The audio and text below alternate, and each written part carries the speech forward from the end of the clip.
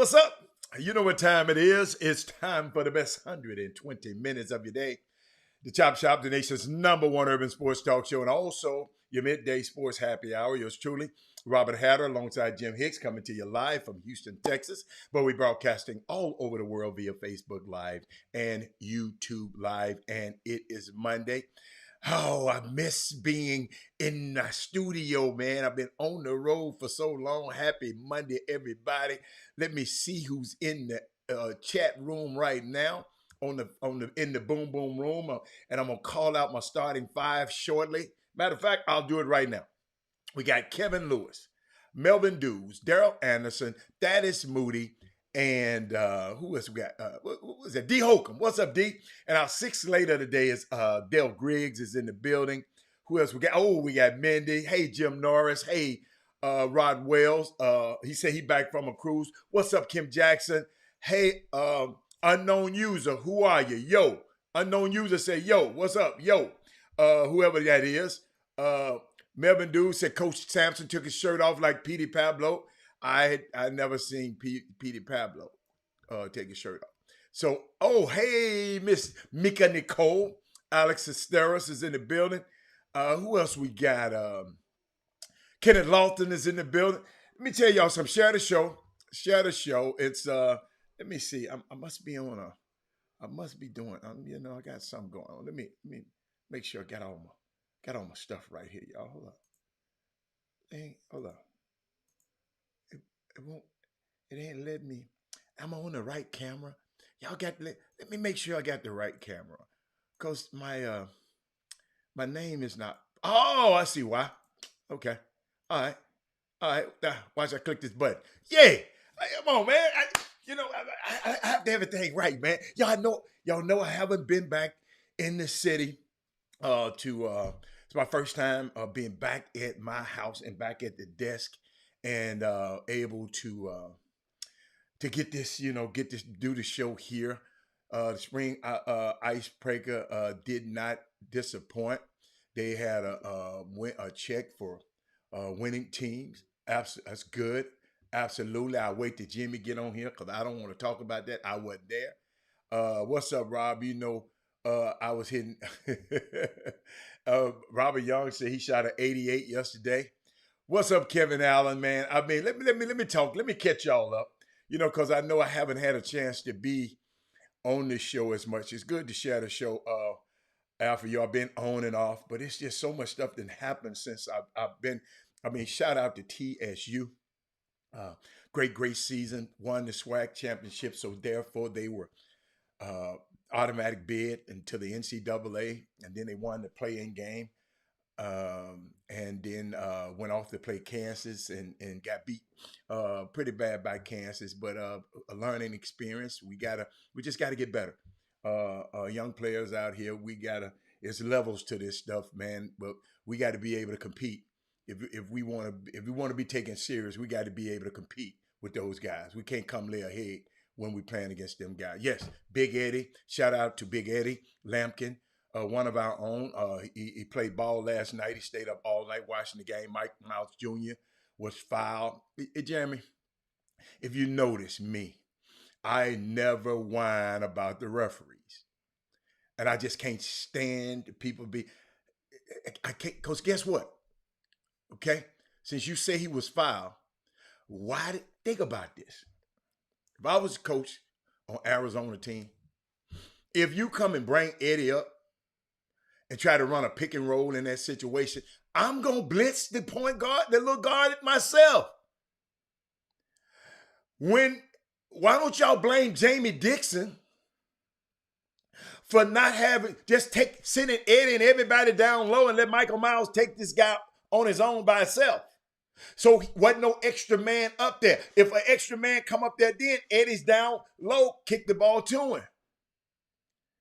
You follow me? We always got to complain about the refs. We're always complaining. The ref. Let's just celebrate Eddie balling out of control. Eddie Lampton came to play. Let's talk about that. We always want to run our mouth about the refs. Nothing we can control. Listen, I was right there courtside with these refs. They ain't changing no calls. And it just, they miss calls. Jeremy, I know you make mistakes in whatever you do in life, unless you above everybody. I know I make mistakes every day. So we got the man, just ain't nothing we can do. Ain't nothing we can do. Let me bring it. Y'all need to share the show. Thank you, Jeremy, because I'm going to go there. Hold up. Check this out. Game, gentlemen, and eject till you go. We going to ref the game. You're not going to ref it for us, and we're not going to coach for you. If we choose to give you a warning about what your kid's doing, that's what we do. If not, we're going to call it as we see it. I want your kids to stay back behind that 2-yard belt. And the reason why both teams are in here, you won't say a referee told you one thing and we told you another. You both in. Gentlemen, it's zero tolerance. May the best team win. That's the only one that you finna get. It sounds like let's go. Let's go. A lot of things happen. I didn't agree with the refereeing in the Memphis game. I ain't gonna come on here and talk about that because this shit happened. If they scored baskets, get what I said about my own team losing, my hometown team losing. I don't care about what Timmy did. You have to answer his ass. You couldn't come down and score. That's why they had a 10-0 run, because you didn't come down and score. How the hell I'm going to bring that on the referee? See, what happened, all us grown-ass people always worry about the referee. Then you wonder why the kids get mad at the referee. Then people at the game want to fight a referee. Then you got guys at the games want to choke a referee because we always running our mouth about the referee. I don't listen, Kevin Lewis. Evidently, you're not listening to me. I don't give a fat rat's ass. Let me put this on so y'all won't just think I'm talking crazy. He gonna ask me, do you think the refs should follow their whistle or call the right call? I don't care what the referees do.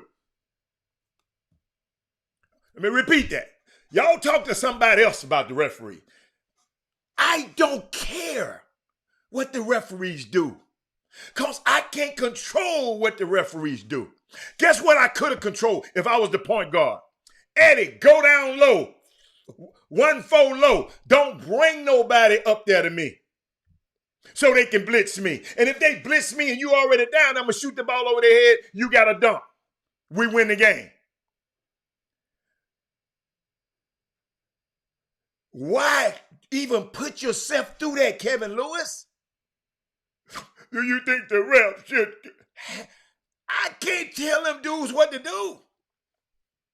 I don't know what goes on in the mind of a referee. I've never been a referee. Never, ever, ever, ever. I told you one time in middle school, the refs didn't show up. Me and the coach had the ref my sons in them game. Let me tell you something. The worst feeling I ever had in my life. I never want to do that again. I take my hat off to these referees. I respect them. Got a hard job. Hard job. No, I don't agree with everything they do. But like I told my son, he said he'd never forget this. I said, there's 3 things you can do in a basketball game, but you can't do but one of them. So you got to choose which one you want to do. I said, you want to ref, you want to play, or you want to coach? It's up to you. Can't do but one. So I just analyzed the game. I just watched the game now. Because guess what? I can't do nothing about it. That man said, if anybody happy for Deshaun Watson, throw it out there. We'll talk about that later. But shout out to, man, U of H, Kevin Sampson. Let me see what he did. I think I got it. Check this out.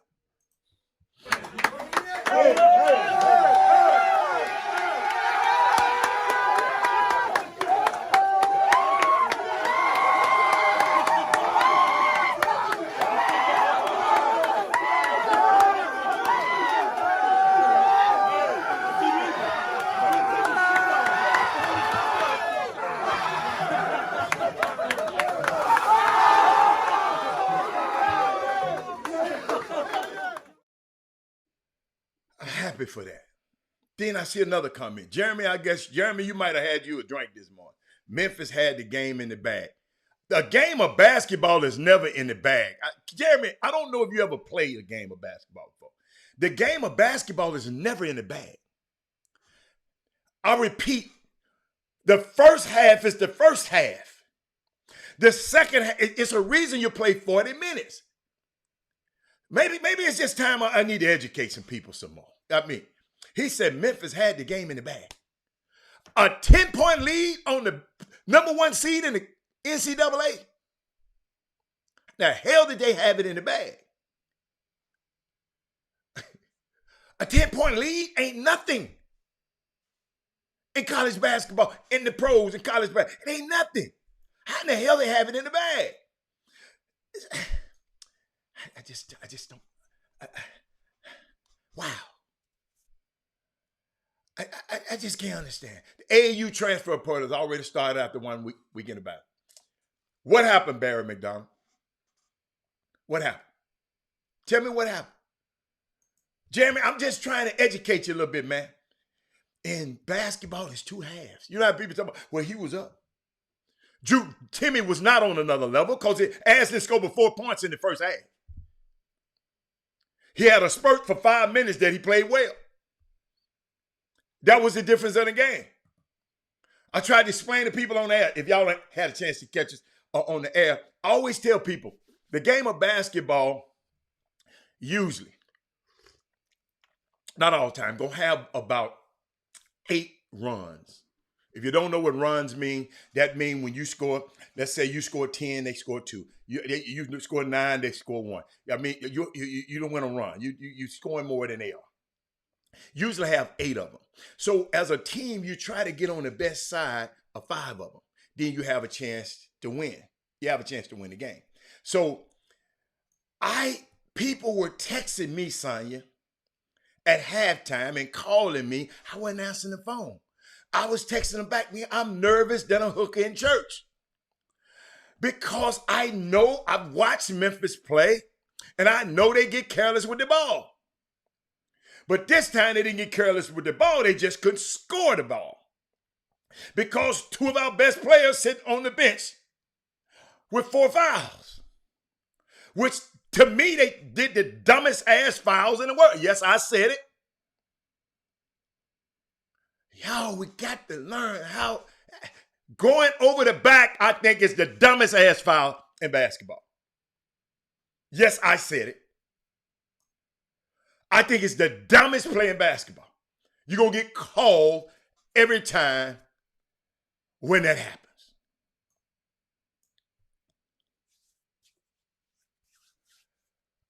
What he said? Baylor was down 25. Yeah, good. I mean, that just happens. Then they had a run. That's what people don't understand. This game of basketball, man, it's just, y'all been watching these little Junebug ass basketball for so long. Y'all, I'm so glad. Let me tell you something. The NCAA, that's why I got it behind me. I ain't gonna lie. Have y'all noticed how conspicuously that Mark Emmert ain't been around, ain't said nothing, ain't had a press conference, ain't said, because he collecting this money, the ratings are up. Let me tell you something. I know how riding the NCAA is, and I was enjoying myself because I like good basketball. I like good basketball.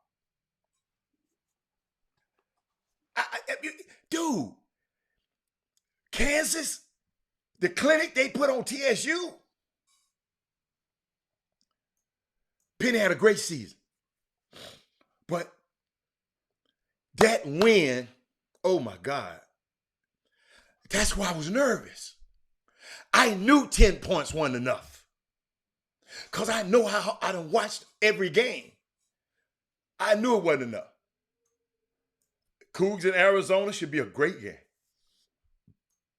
Great seeing you at the end. Hey, man, let me tell you something, man. It was fun, man. I'm serious, y'all. That's me on the floor, and it gave me a ball, and I just had to take a picture of the ball. Let me see. I hope y'all can see. I got everything in a way. Final Four ball, but it was a unique thing, man. Shout out, you're right. Shout out to Jawan Howard. Shout out to Shaheem Holloway.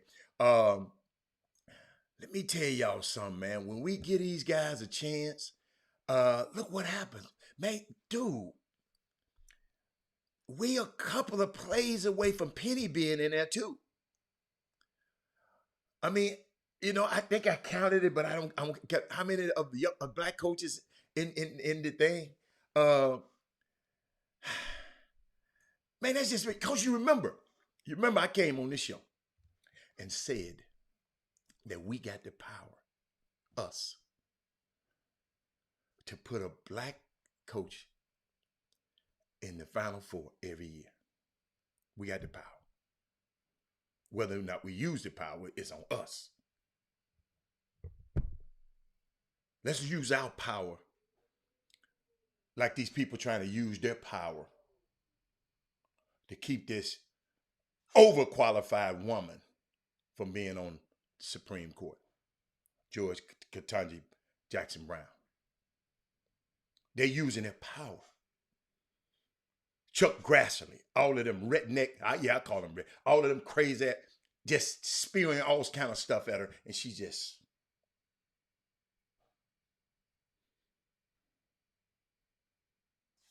y'all know it couldn't have been me. I'm just watching this stuff, y'all. Think about this. And I'm going to go back to it. It's one important distinction between Ketanji Brown Jackson and Brett Kavanaugh, that guy they snuck in at the end of 45's reign. And it's that Ketanji Brown Jackson did not attempt to rape a woman when she was in high school. Brett Kavanaugh did. And they grilling this one. But they didn't, it was quiet as a church house mouse. Don't let me go there. Let me go there. Let's get back to these coaches. Let's talk about the NCAA. Let's go there. Let me go to y'all. Sometimes y'all know I got to give you something to think about. Shout out to TSU Relays. First time I ever been in my life. I went to the TSU Relays this weekend. I had a choice. I said, man, I'm not going to watch no basketball. I just watched enough basketball. I'm going to watch track. I'm going to support TSU in the TSU Relay. Let me take shout out to Kevin Granger, Officer Isaacs, Granger, VP Granger, Kevin Allen, to all the people. Who's that? Stefan. Who else over there? Ryan. Shout out to all of those guys who put that thing up. Eddie. Yeah, Eddie Michela and all the people over there who made that thing happen. That's the first time I've ever been there. I was walking around. I kind of like that. Fouling on a 3-point shot is just not smart either. Claude, absolutely. That's not smart either. Yes, Baylor losing. Let me go read. Let me see who on the. Hey, Gina. Baylor losing in the second round without all of their weapons. It was good. Hey, shout out to Baylor. Shout out to Baylor. There have been some good games, yes. Let me see who said. Kevin Freitman said, I saw a gang of ball beaters this past weekend. Dribble, dribble, dribble. I tried to tell y'all. Hey, Danielle. Who else? Jackson State women. Oh, my God. Tamika Reed. Oh, my God. Yes, I got to save a whole spot for her on Women Rock Wednesday, but I'm going to talk about her. Let's see. What else we got? Coach Underwood did not prepare the Illini. The Cougs wanted it more. Oh, yeah, the Cougs just, hey. We can say that about any team that lose status, Moody. You say the other team didn't prepare. Sometimes you just gonna get your ass whooped, man. St. Peter's have a black coach, a great Shaheem Holloway. He used to play for Seton Hall. Yes, he's a great coach. He's about to get a job. Everybody trying to get him. St. Peter's, y'all. Do y'all know St. Peter's? I think the attendance is about 2,300, 23 to 2,600. That's all in St. Peter's, up in Jersey City, New York. What's up, Olga? Love seeing them. Yes, I just love seeing them have a chance. Thank you, Kevin. I love seeing these young guys have a chance, man. You know, you see what Juwan Howard, they talk negative about him. And some of y'all, well, Robert, he shouldn't. Well, Robert, you know, they getting on here arguing with me about it. And I said, well, I wouldn't have did that. But some people need to be slapped. Like, hold up. Like some one of them Democrats up there in Congress need to slap one of them Republicans. Sometimes, man, you need this. Sometimes, man, when you're just too crazy, somebody need to shake some senses in you. Yes, let me keep going. I know you got some new comments. I'm gonna keep on going. Dennis Gate, the new head coach of he's been on this show. Cleveland State's coach. He is the new coach at Missouri. Guess what? How long they gonna give him? You know, how long they gonna give him? Same amount of years that they give Conjo. He got the win. You know, Chris Walker said, and I didn't like it, but Chris Walker, when Penny, when Penny get these guys that's supposed to be good, and like I tell y'all, man, everybody talking, well, Memphis got all of them 5-stars, man. If you're a 5-star and you're playing like a 1-star, what is your way? What are you? Ivan Pettit. A shout out to Ivan Pettit. He using the quotes he get off the Chop Shop on his page. I love that. Thank you. Chris Walker stealing the lines that I say on the Chop Shop. He mentioned them on the show the other day. Hey, let me tell you something, man. I like that. All wisdom is plagiarism. Only stupidity is original. So thank you. Where's C-Walk? He might come on. He been working, man. They've been working C-Walk today. What do you think of Kim Marcus said to Coach Reed? She did this previous to Coach Wilson and took her from PV. Coach Wilson is not a head coach, is now the head coach. I don't like what Kim Mulkey said. I'll put this on the screen so y'all can see it. I don't like what Kim Mulkey said. I don't like it.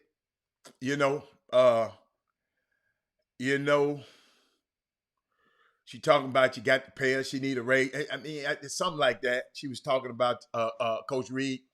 I don't like it, man, because, I want us to be compensated for our worth. And Tamika Reed, she's when you overperform your contract like that, I think you should be compensated. And but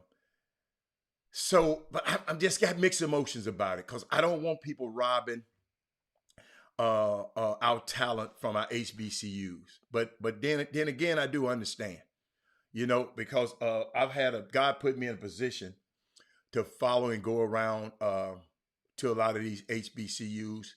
And there's a lot of y'all who went to HBCUs talking about how do you don't understand, how do you don't understand. Let me tell you something I do now.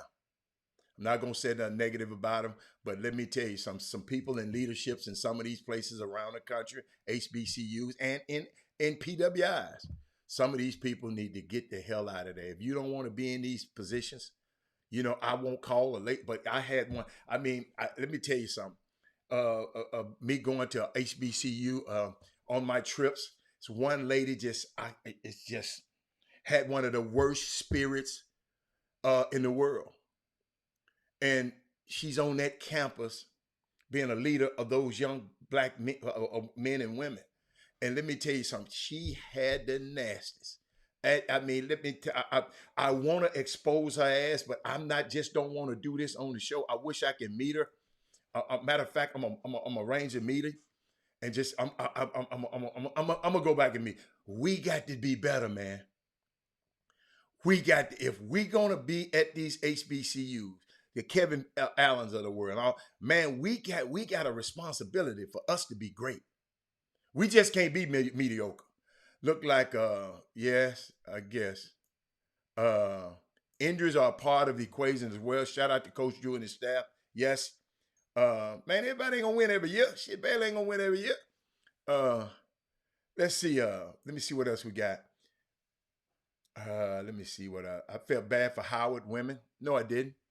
I mean, you go get your butt whooped. I mean, hey, it's all right. That's how they got it set up. You want to be with the big dogs, you just got that particular day, you got to perform. You know, I was sitting behind somebody at a game. Somebody told me how there's levels to this thing. It's levels to this stuff, Mindy. Yo, Hatter, I've been watching Fabian right throughout this season. Do you think he has a chance? Let me tell you something. I don't know if he have a chance to make it in the NBA. Because if I say he can make it in the NBA, that just means, to me, that says he's one of the 450 best players in the world. And I just don't, and right now, you know, I just can't say that, Jason Peters. Nothing against him, but he's a professional.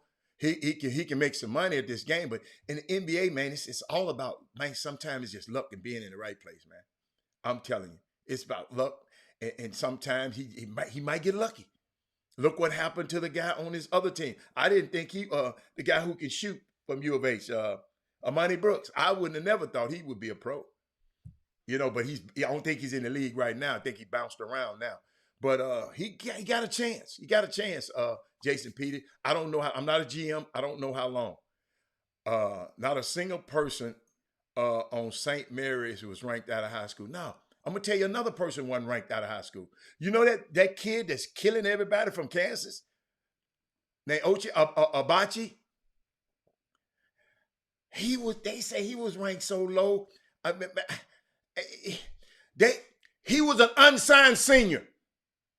And now he's the Big 10 player of the game, a Big 12 player of the year. Unsigned senior. You know, everybody talking about, I'm a senior, I'm unsigned. I'm going crazy. He kept getting better. Texas say he wasn't good enough. The assistant coach from Kansas said he wasn't good enough. Bill Self said, bring him on in. They thought about redshirting him in a freshman year. The Sabachi, he's a senior now. Man got better.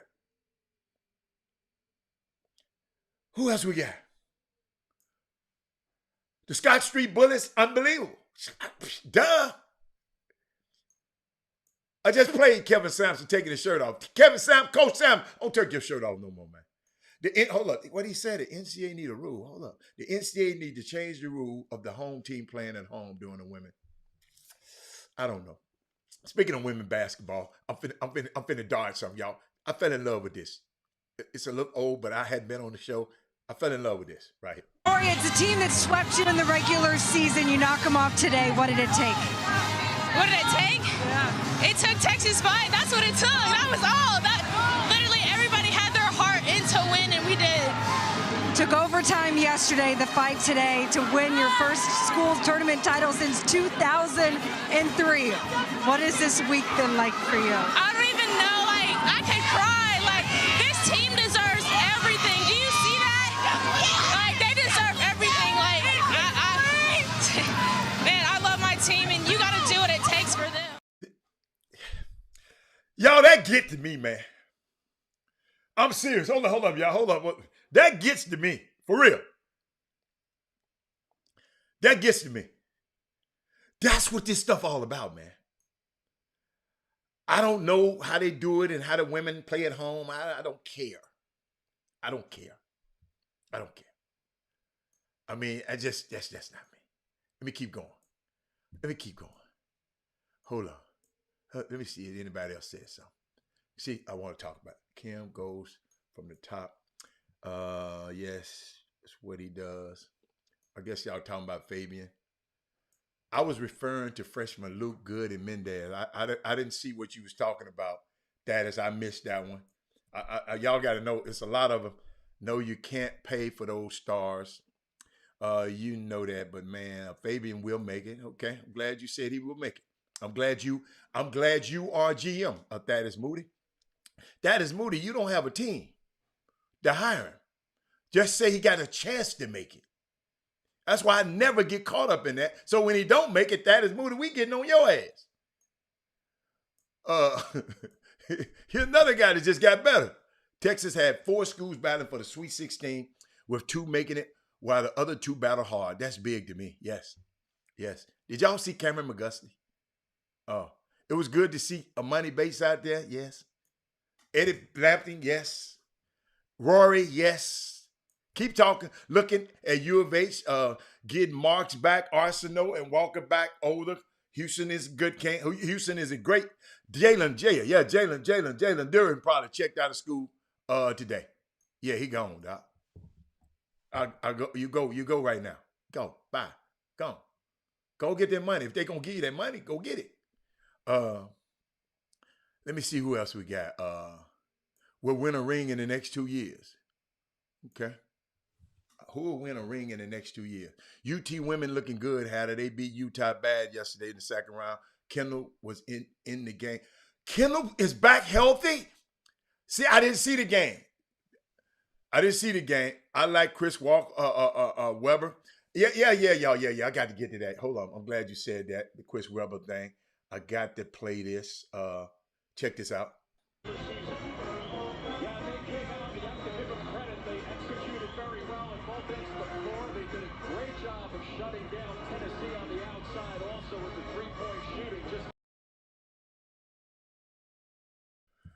Just a week ago, some people on this feed, and some people, because I took up for Juwan Howard.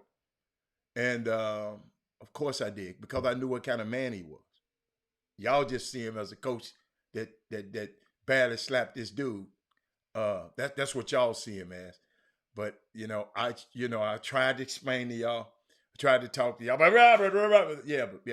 but he's consoling another guy's player. What was the guy's coach? Why didn't he come get him and console his own player? How about that? No. Bates can't come out. Bates can't come out. King Sticks. Bates can't come out to after next year anyway. So he got another year to either go. He can either come back to Memphis or he can go to the Ignite. But just think about what happened, y'all. Y'all know how y'all felt last week, a couple of weeks ago, when he got the Robert, he got the Smith suspended. Reginald Simpson, he got the Robert, he got Rabbit. They telling me Robert, you mean to tell me he can't shit? I know. But all I was trying to tell y'all is I know the man. And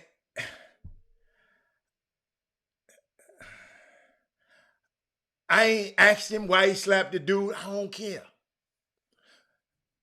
But he sit up and grabbed an opposing player and consoled him for a long time. I didn't see none of the Tennessee coaches come and grab him.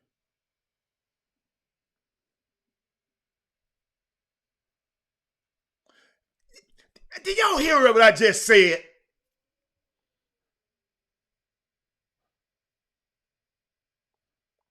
Did y'all hear what? I don't care what kind of relationship he had with Kenny. That ain't the issue.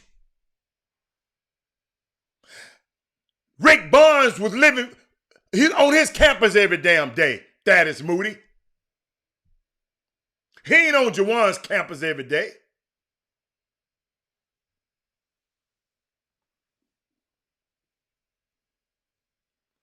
Unbelievable. I know y'all don't think that. I know y'all. Sometimes we just think on the surface.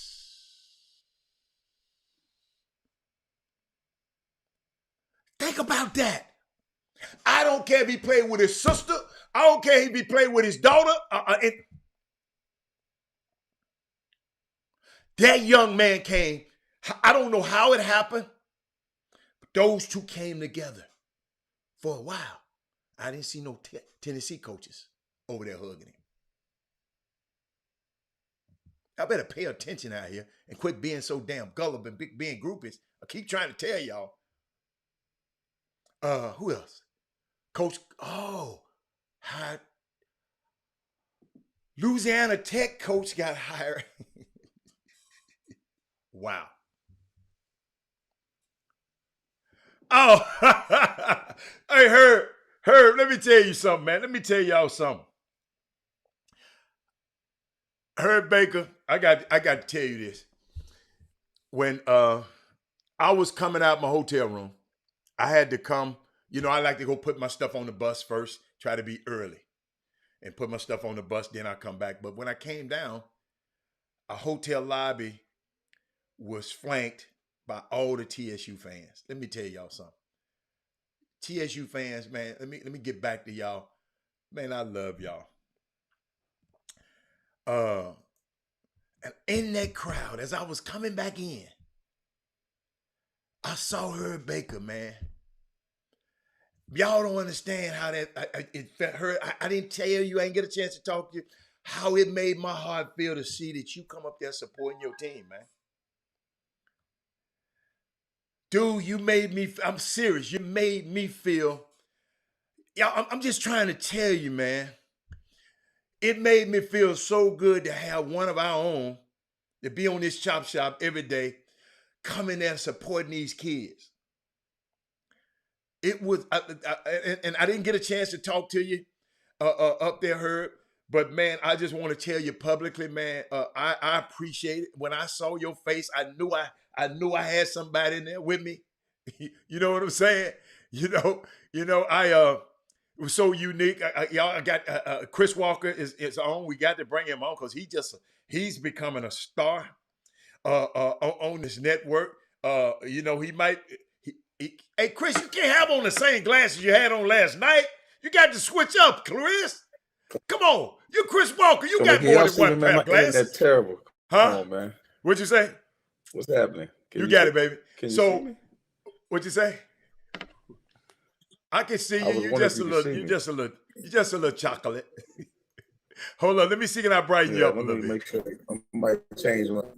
No. Hold on. Wait a minute. Look at it. I got you. Oh yeah, you in there cheaper. Yeah, boy, he got that $2 internet. Hey, y'all, it's frustrating y'all when y'all be on the road. Do y'all know, like that last hotel I was in, I was so mad. Oh, I was mad because I had so much to share with y'all. But shout out to you, Herb. Shout out to TSU, man. That mascot. The mascot was unbelievable. The ocean show was unbelievable, man. Hold up, Chris Walker's back. Let me get him back in here. Yo, we got a lot of stuff going on, man. We blessed to be in Houston, man. We got a lot of stuff going on. We got guys like this who had a vision long time ago to have a show, and then he said, "Look here, man, I'm finna go out of town. I got to go take care of this business." He said, "Man, y'all take care of this. I'm gonna leave y'all my baby here. Take care of it and take care of it." And Chris Walker, let me tell you something. I know you don't like to pray, but let me tell you something, man. It's very important because if you don't do that, I don't be on the show. If you don't call me, I won't be on the show. If you don't do that, if you don't talk me into doing it, guess what? Then TSU wouldn't be watching the show one day and say, "I got to have this guy on my broadcast." So this stuff is important. Every little shoulder that I step up, I'm on. Every little step we take, Chris, is important, man. And man, I just appreciate you. I have to do it every time because I keep forgetting, Chris. A lot of people don't watch. Some people might miss something.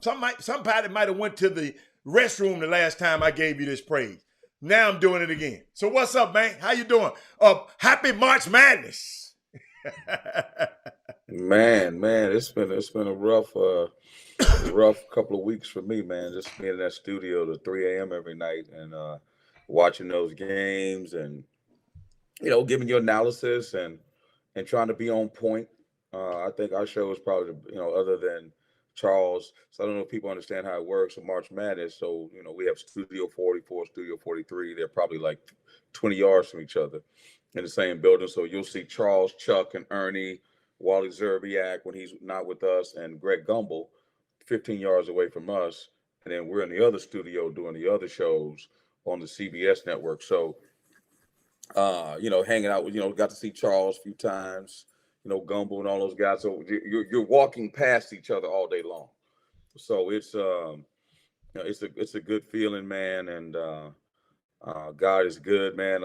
I make sure, and I know if people listen to me at all, I'm sure, I don't know if people do, but I always represent the H for show when I'm doing my shows. Everybody, there's two things I represent: Villanova and H. So yes, it's just a good feeling to be blessed to be in that situation and on a national stage like that.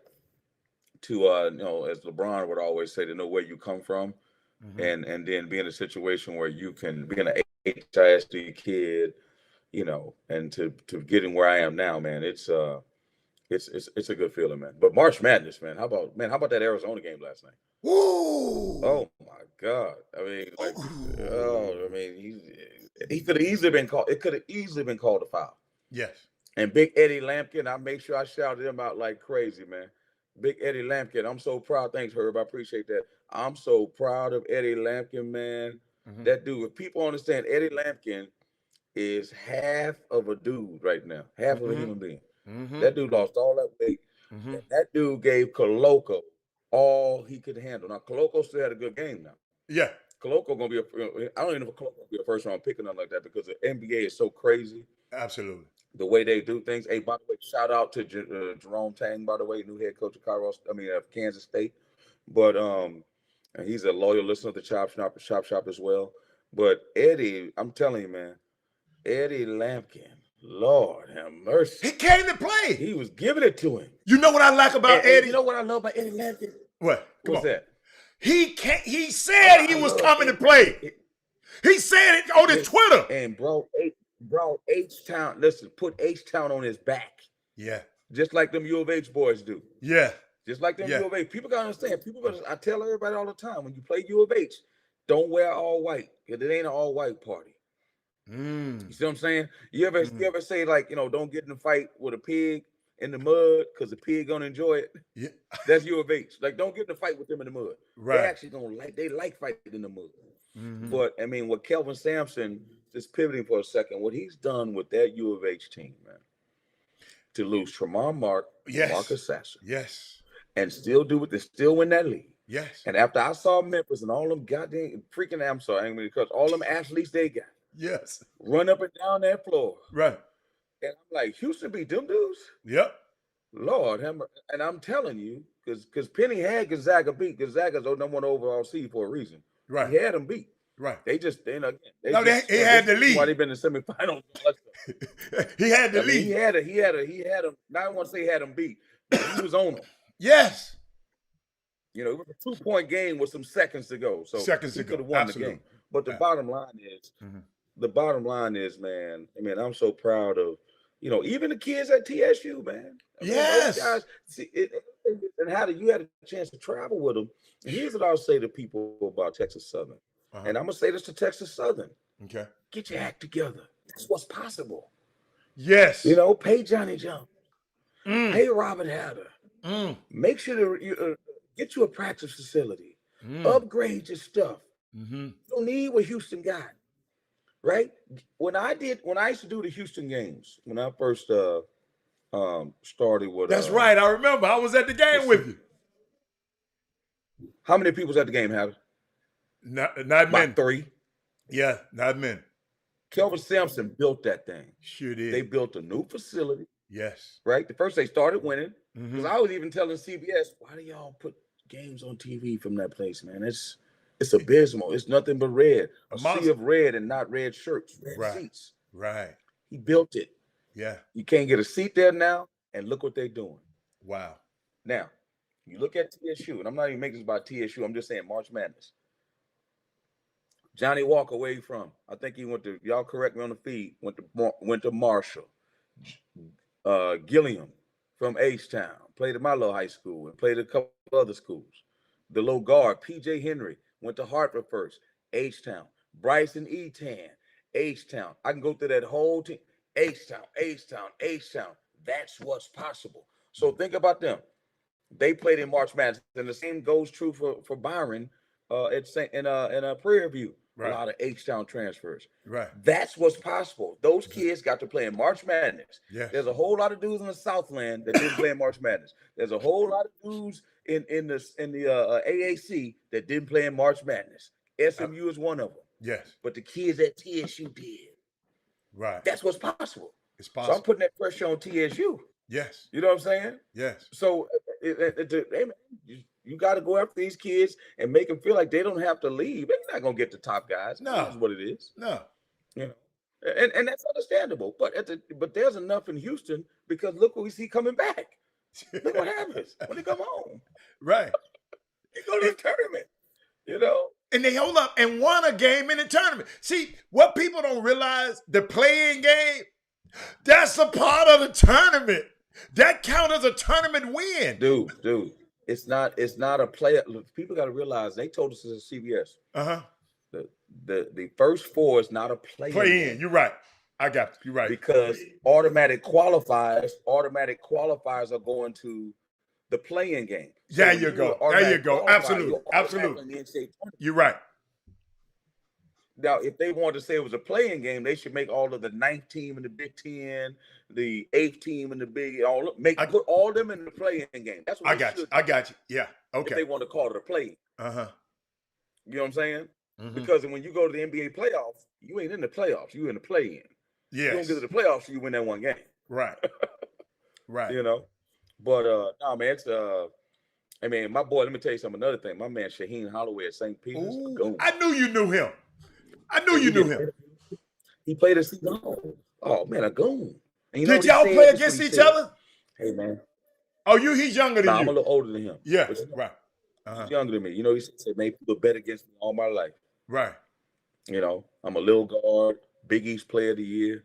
I mean, I always had to prove myself. And people say, why'd you take the St. Peter's job? I want to improve. And that's why I'm going to tell people, and I'm going to make this, I did Bill Rhodes' podcast the other day. I think I told you this. Yeah. And this kind of thing, you talk about my book in our room. You get your copy yet? Because I sent it to you. It's at the house. I ain't been to the other house yet. So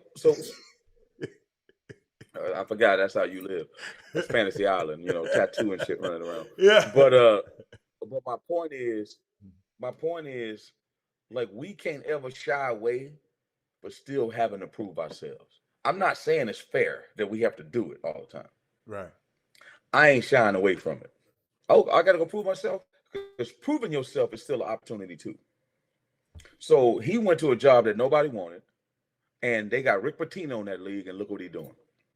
He was a coach year the first year, and now he's going to end up being a Seton Hall coach because he went there and took care of business and beat John Calipari in Kentucky. In my mind, one of the biggest upsets. Dude, I'm telling you right now, that's like a dude with a mule, right? With a mule going against Lewis Hamilton in a Formula One car. That's what that win was like. I know. I mean, people talk about Abilene Christian, Texas. Don't even come close. Dude. Don't even come close. Dude, remember, I had who we had? We had Serge Clemente on here, right? He used to coach at St. Peter's. Yeah. You know, he was assistant coach at Cape. I remember, back. Yeah, and I told him I didn't know nothing about St. Peter's till I went up there with Robert. Robert went up there and gave him 30 and beat him. I said, this little old college? Right. And if y'all see that little old college, you couldn't believe they beat the mighty Kentucky. Man, Fort Bend, Tascasita got a better gym. Absolutely. You know what I'm saying? Absolutely. That I'm telling you.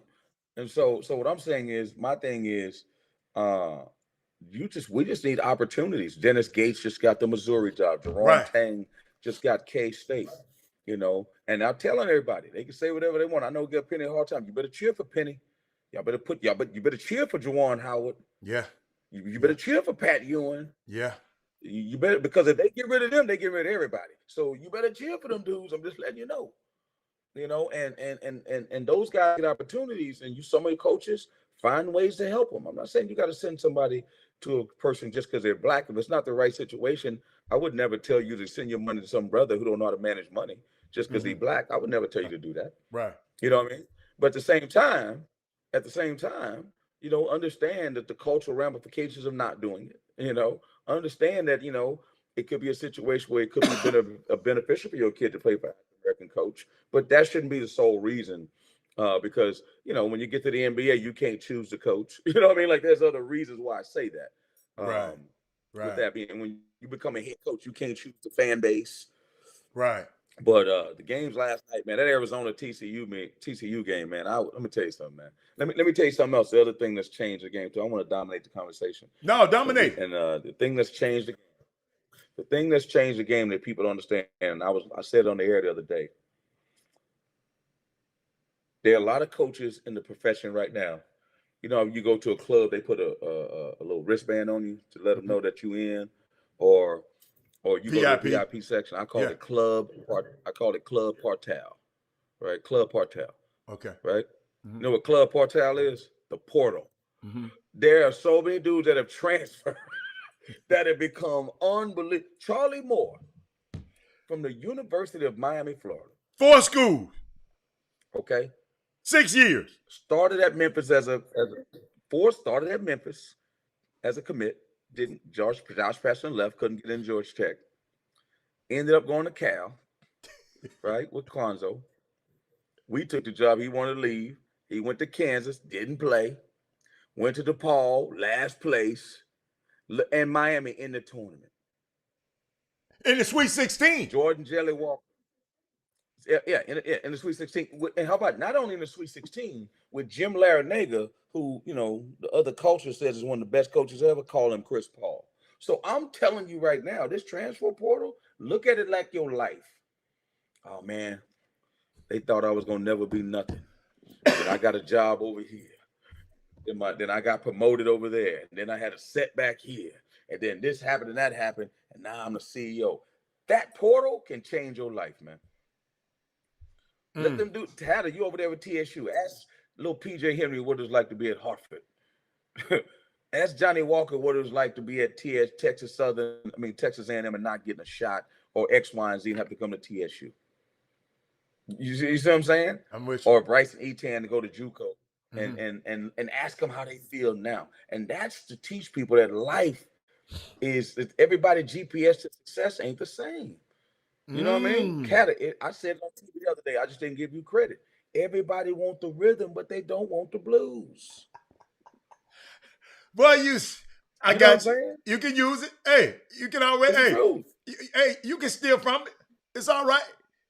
I want you to be the thief. I mean, it's changed the NCAA. The transfer portal has changed everything, but it gives us a chance to tell stories because things, dude.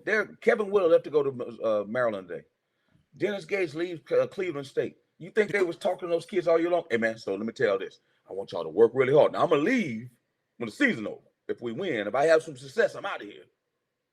But I want y'all to really work hard, and I want y'all to be here for the next 4 years. But the minute they come give me this bread, y'all know I'm out, right?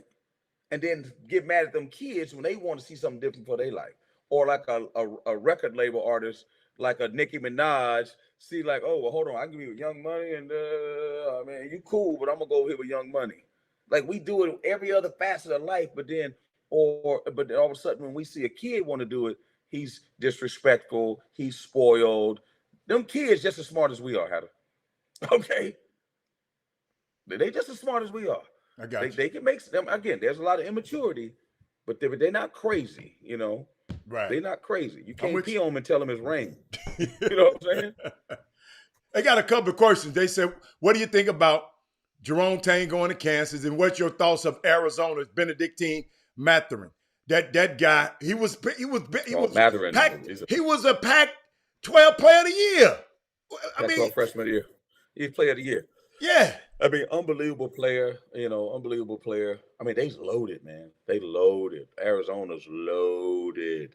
You know, but the thing is, man, and I've said that they're gonna meet my blue. I call them the Red Cats. They on pace to meet them Blue Cats. So them Blue Cats in Villanova. If Villanova beat Michigan, Villanova, Michigan played San Antonio. Where were you in 2018 and who was playing? It's San Antonio. Championship. They're going back to San Antonio. Yeah. So that's the matchup. And then obviously Houston with Arizona. I mean, you know, they got to play the Scott Street Bullies. People always laugh and say, man, why you call them the Scott Street Bullies? I say, yo, have you ever been to Houston? You know what Houston is? So Scott Street. Call them Scott Street Bullies. I mean, like, they always laugh at me like Scott Street Bullies. Tell Kevin Sampson got a big old toolkit. You ever see them dudes have them toolkits? Yeah. He got one tool in there. And that big old toolkit, it's a hammer. That's all he got. He got a hammer. You know, you over that one thing, man, I could fix everything with a hammer. That dude there, man, that's all he need. I don't have my best player. Don't lead score. I don't have my talent. It don't matter. It don't matter. It don't matter. It don't matter. Made Kofi Coburn look like a scrub last night, man. Sure did, man. They did a great job. They made the adjustment, went to the ball screen with Jamal Shead. Coburn can't move. He can't move. He can't slide his feet laterally. He can't guard ball screens. Jamal Shead scored like 10 straight points. Game over. Coaching, man. Coaching matters. And I don't even know who Jamal Shead was before he went to that school. That's the other thing people got to understand. Now, In contrast, Duke got, I said this on air last night, they play 6 guys, right? 5 of them, They 5 play stars. 7 or 8, but they play 6 guys. 5 of them 5 stars. Did you hear what I just said? Yeah.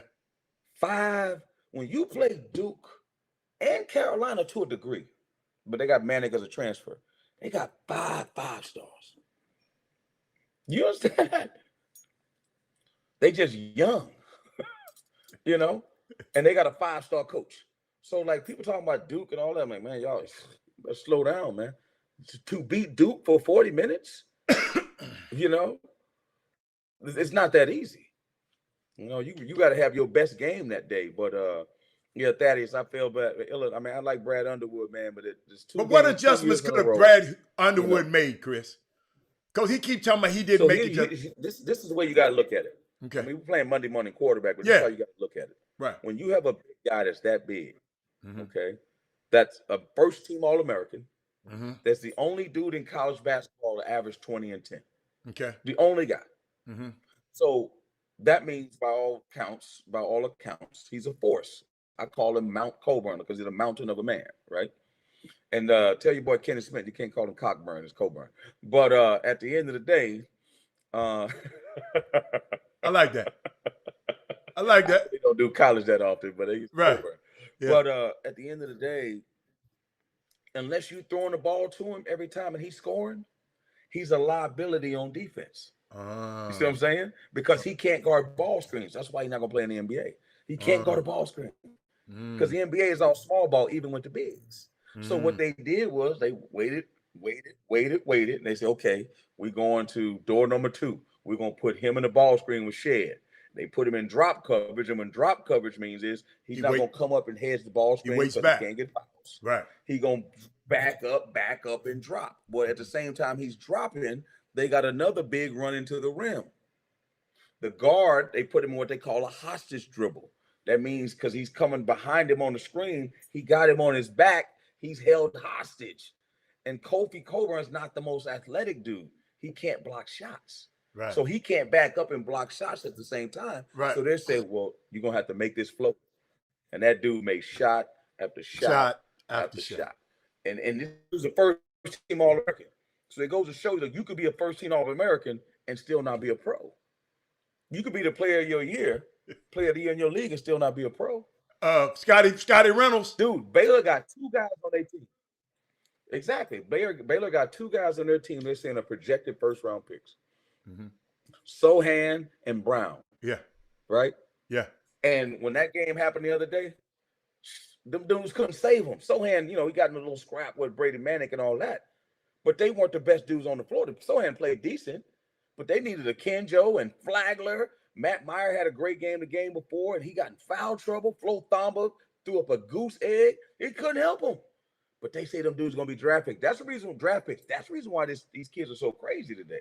Because they can go out there like J.D. Davison from Alabama, averaged 8 points a game, and on every first round draft. I'm like, wow. But Chris, in defense of those guys, a guy like Herb Jones at Arkansas, he have a terrible tournament, but he's a serviceable pro right now. He serviceable pro. You mean Herb Jones at Alabama? Yeah, Alabama. I don't know why I keep saying Alabama. But he was the SEC. I understand, but he had a bad tournament. I'm talking about tournament. He had a bad tournament that year. He did. He did, but he's 6'8" long. He still fit the bill for the league. But what I'm saying is, I'm talking about the guys that are like the other kid. I forget his name right now. I'm embarrassed. I forget. The freshman on that team was a lottery pick. And Herb Jones was player of the year in the league. You talking about he played for Golden State now. Guard. I forget his name. Moody. I forget his name. Moody. No, not Bowie. Not Bowie. Not Moody. Moody. Boom, boom. No, it's not Bowie. I said Moody. No, Moody is Arkansas. You think? Oh, I got him. Keep him messing him up. You're right. I'm talking about Alabama. Yeah, I'm getting them mixed up. My bad. I'm thinking Alabama. I forget the little guard. The little guard last year was Alabama, and he was hurt half the year. Primo. That's right. Primo? Okay. Yes, Josh Primo. Yeah. Was a lottery pick, and Herb Jones was a player of the year. Where is barely Josh went in the Primo? second Is Josh round. Primo playing right now? I ain't seen his name in the stats nowhere. I mean, I don't watch the. I mean, I think he with the Pelicans. I don't watch the NBA that much right now, but I'm just saying that's what screws this thing up for these people, man. You know what I'm saying? And you wonder why these kids and these parents are all nutty. Because if I was a parent, I had a kid I thought had a chance, I'd be nutty too. You would? I mean, it's just reality. Okay. You know, but at the same time. So do you have to be nutty? At the same time. You're nutty. You're nutty because it's dude, I want people to pull up a draft. Think about this. I want people to pull up a mock draft right now. Okay. Okay.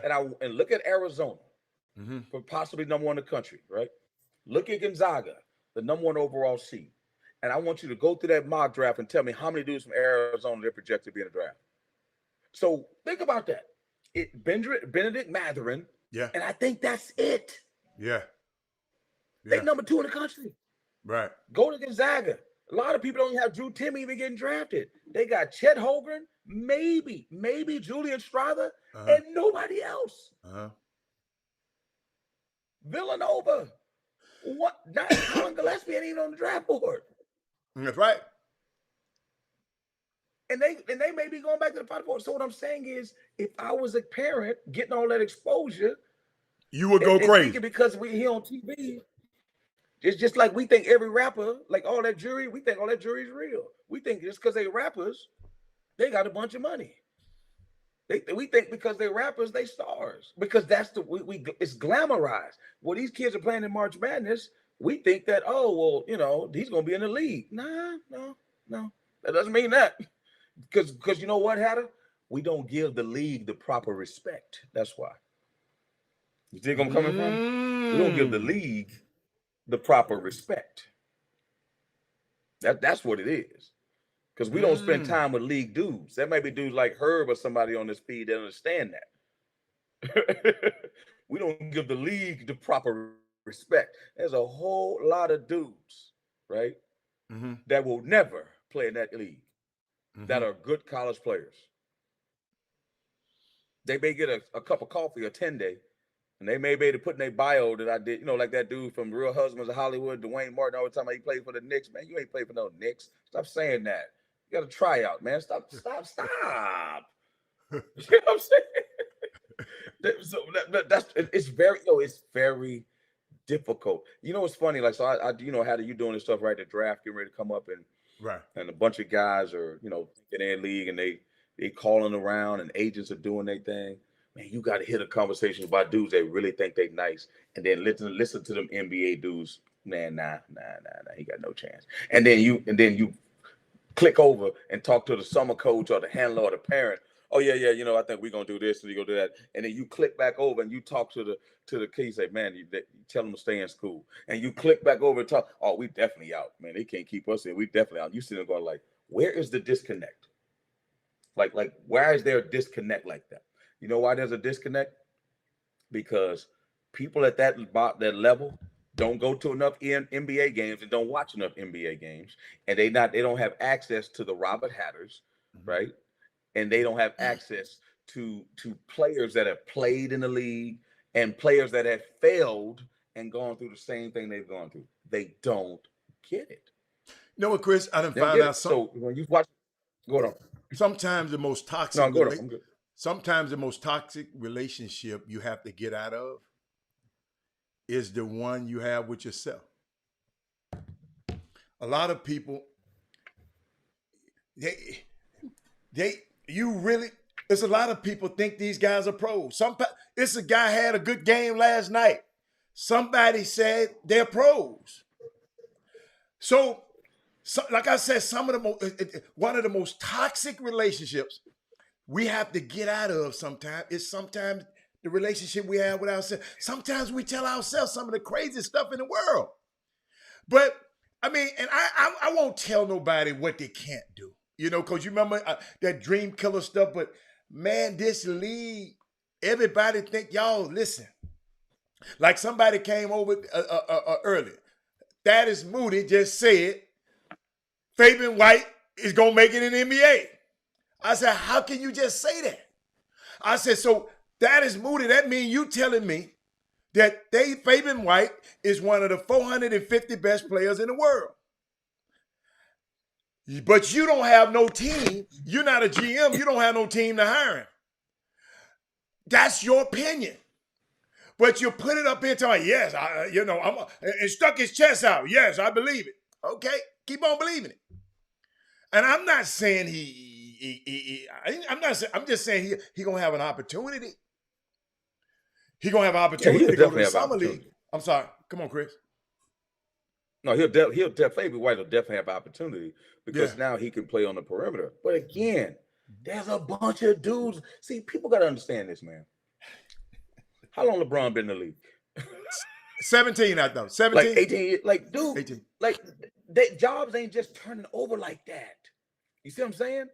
There's dudes that they hold up, repeat that again, man. But whoa. So that means if he get, hold up, that means if he get in, somebody else got to come out. Hold up, Hatter. For sure, 30 of them are coming out. For sure. Yes. 30 is gone for sure because the first round draft pick is getting signed. So 30 dudes have lost a job already every year before it even starts. But half of those 30s are going to the G League though, Chris. But they still that might be true. Yeah. Because I thought Josh Christopher was going to G League and he never made it there. So circumstances could change, but I know 30 dudes gonna have a job in that league no matter. Gotcha. What. Okay. Right. The other thing is 15% of the second round got a chance to make it. 85% won't make it. Right. They won't make it. Right. So because they got 60 picks, they got to pick somebody. Right. So my thing is people just don't understand how difficult it is. Have you watched that special on HBO, Winning Time, the story of the Los Angeles Lakers? The rise of Lakers? I let Magic Johnson influence me. No, I let Magic influence me. Don't let him do it. He influenced me. He said don't watch it. Because he ain't got nothing to do with it. Watch it. Okay. All right. That's the only reason why he tell you not to watch it, because it don't make it, because it paints a bad picture of him. Okay. I got you. Keep going. No, I wouldn't say that. No. It's only been 3 episodes, and I don't think it paints a bad picture of him yet. And the little part that I saw. Tell you how it starts off. Okay. Come on. No, it don't paint a bad picture. It don't paint I mean, he was a young kid, man. It don't paint a bad picture. But the point that I'm making is that they didn't want him. They didn't want Jerry Buss, man. That's entertaining, bro. I didn't know Jerry Buss was wild like that, homeboy. What? Jerry Buss was a wild dude. I did not know that. Wait till we get off the show. I got a good story for you. I got a great one for you. I get you. But I didn't know Jerry West was crazy like that. I don't know too much about him. You got to watch it, man. It's entertaining, man. It's entertaining, bro. Just watch it. It's entertaining because it tells you that Magic Johnson almost didn't happen. And the point I'm trying to make is when them dudes sit in that draft room, man, they talk about everything and everybody. I'm on the phone with these dudes constantly, these scouts. A lot of them are homeboys. I'm like, where you going? Man, I'm going to see the Toledo game. What the hell you going to Toledo for? Because they got a dude that can play. Blah, blah, blah. I said, homeboy, it ain't one dude that can play at the Toledo. It don't matter. They see everybody. So stop thinking that them dudes don't see your child. But here's what they don't do. They don't mess with dudes that score 6 a game. They what? You got no chance. They don't mess with dudes that score 6 a game. unless you played on the EYBL and you playing at Kentucky. Or you playing at Duke. You see what I'm saying? Or you was something like you was a McDonald's All-American. They're tracking you unless you played at a high level. Or you did some USA basketball or whatever. Chris, the chance of you get to that league with 3 letters is slim and none. Chris, were you blessed enough to go to the Forum Club? Did you ever have a chance to go to the Forum Club? I won't answer that question. Okay, we'll talk about it. I mean, no, excuse me. No. Have you been to the Forum to play back, to watch a game? Okay. Yes. All right. That's all I want to say. Back in the day, yes. Okay. All right. Yes, okay. That's all I want to say. That's why you were young. You shouldn't have been your ass. But keep going. I'm going to leave that alone. But Chris. No, the Forum Club, bro. That's what made the Lakers. That's why you got to watch the show, Hatter. You got to watch the show. Chris. That dude had a vision that was crazy. Chris. Dude, you got to realize that back then, you could talk about Magic and Jordan, right? How they saved the league. Back then, remember they had the big drug problem? Remember that back then? Yeah. They were saying that NBA was too dark. They called the New York Knicks. Hold up. They called the New York Knicks the New York Niggerbockers. Keep going. That's right. Yeah. They was too black. Yep. There was too many drugs. Sponsors didn't want to touch it. And the finals was on what? Tape delay. Absolutely. So a lot of things that had to happen cosmically, you know, like ESPN and all that stuff to change things, and TV became a bigger media stream. But people, that's why Magic Johnson and Larry Bird are so beloved to this day. You can talk Michael Jordan all you want, but it was those dudes that saved the league. They saved the plus league. Dr. J a little bit. Yes. Plus Dr. J. Yes. Because he was at the end. Hold up. Dr. J before them, because the whole league was going to fold if the ABA and the NBA don't merge. That's right. So, and the only reason they merged because they wanted the doctor. But keep going. And who they put on the logo. But what I'm saying is, at the end of the day, it's just what that dude vision was, and the way he put it together with Scotch tape, and the way he finagled it and hustled it. Man, I was sitting there going like, dude, this dude here was, ooh. Hey, after your mate, I'm going to finish, but I want to tell you, Alfio just made. No, go. I'm good. What Alfio just made a quit. So we're not going to talk about Deshaun Watson blockbuster deal, the most guaranteed bread in NFL history. Do you really, Alfio? What? Come on, man. Do you really want to talk about that? Man, we're going to open a can of worms. We're going to open a can of worms, man. Alfio, sometimes you don't talk about certain stuff. We know what happened, but boy, I can tell you, I know that's your dude that did the deal, but we'll leave that one alone. Let's leave that alone because we don't know how that story gonna end. Yeah, we'll leave that one alone, Alfio, right now. I mean, so don't be. In other words, don't be in a hurry to brag about that. But keep going. Hey, exactly. Yeah, because I got some stuff. He got all his money guaranteed. Not in the first year though. Now don't share it. Don't even. No. Leave it alone. Alfio, I'm not gonna even tell. Let's talk about what else we were talking about. Magic Johnson in the league. Let's go. March Madness. Hold on. March Madness. Alfio, it was a reason I didn't talk about that. All right, it's a reason. But keep going, Chris. I'll tell you what NFL thing I will talk about is that Devontae Adams got all that money from Las Vegas. Now that was his teammate that he played with, Derek Carr. Yeah. But he wrote that thank you letter, did not thank Aaron Rodgers. No, he did not. It's amazing, man, what you think is going on in these locker rooms. People gotta understand when they come to that bread breaks families apart. Okay. So you think the petty little dudes with them egos, that bread don't break them up? Come on, man. Y'all lost your Listen, mind, man. Can I share a story with you? The reason go on, sir, that Charles Woodson had to leave Green Bay, because that next year he was going to be getting paid more than Aaron Rodgers, and them folks couldn't let that happen. That's why we went to Oakland, because they cut Charles, because he would have been making more than Aaron Rodgers. They said, no, that cannot happen up here. No, sir. That's why we wind up going back to the Raiders. So you're absolutely Chris. I'm gonna show you how the NFL is.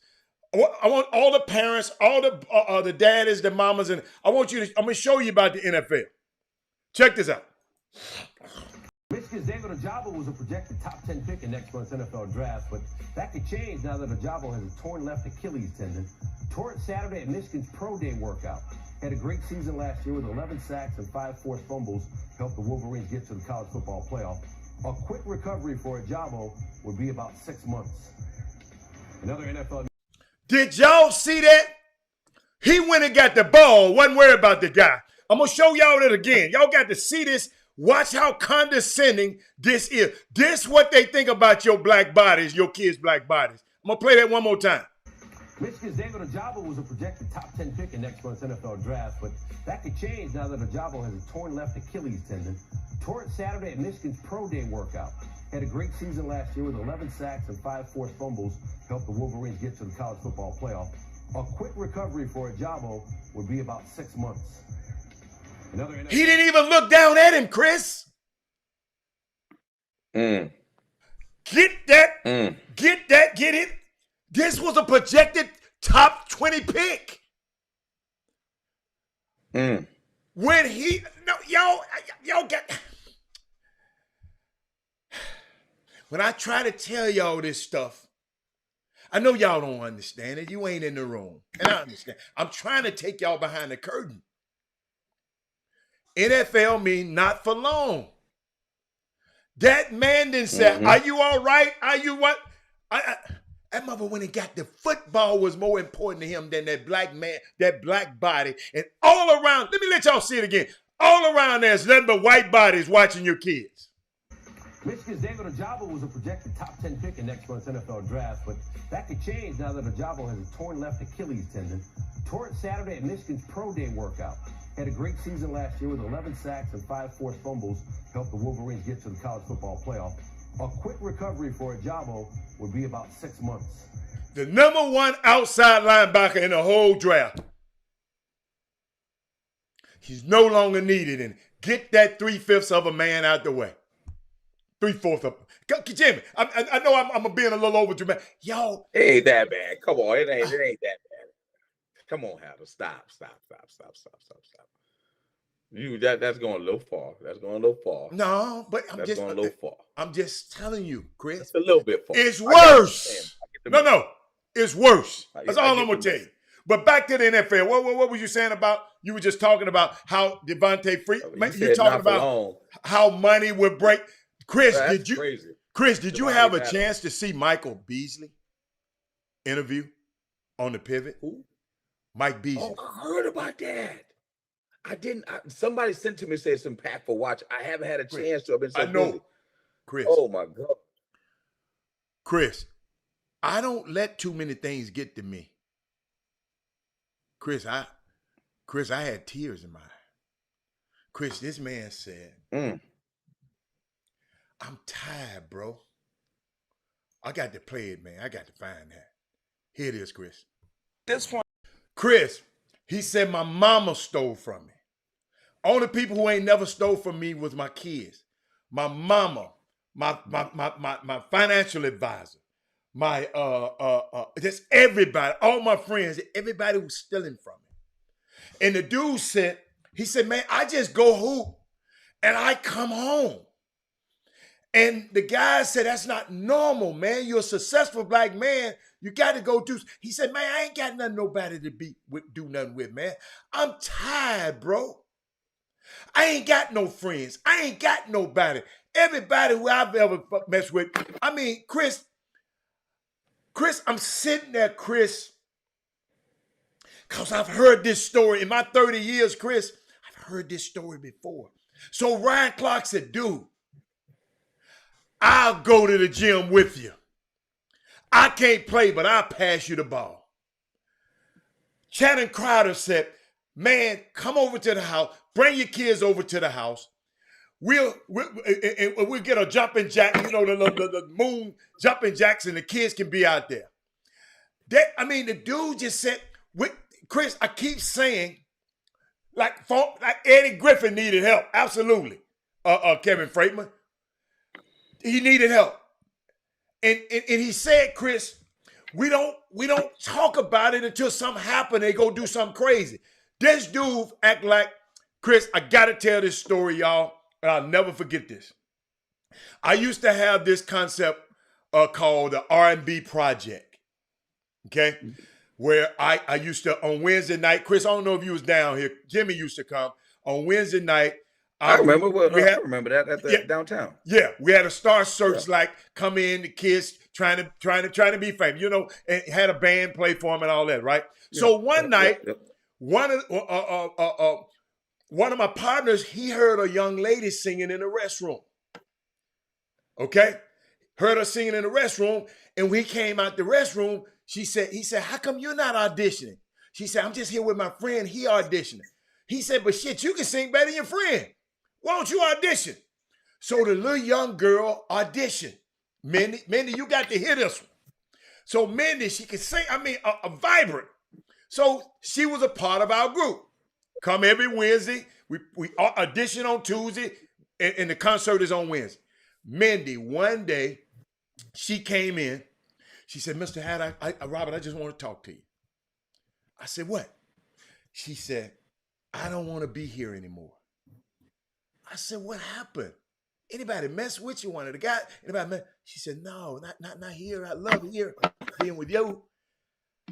I don't want to live no more. When I leave here, I'm planning on going and running my car into something. Young, beautiful, talented girl. Said she was fit. I said, what's the problem?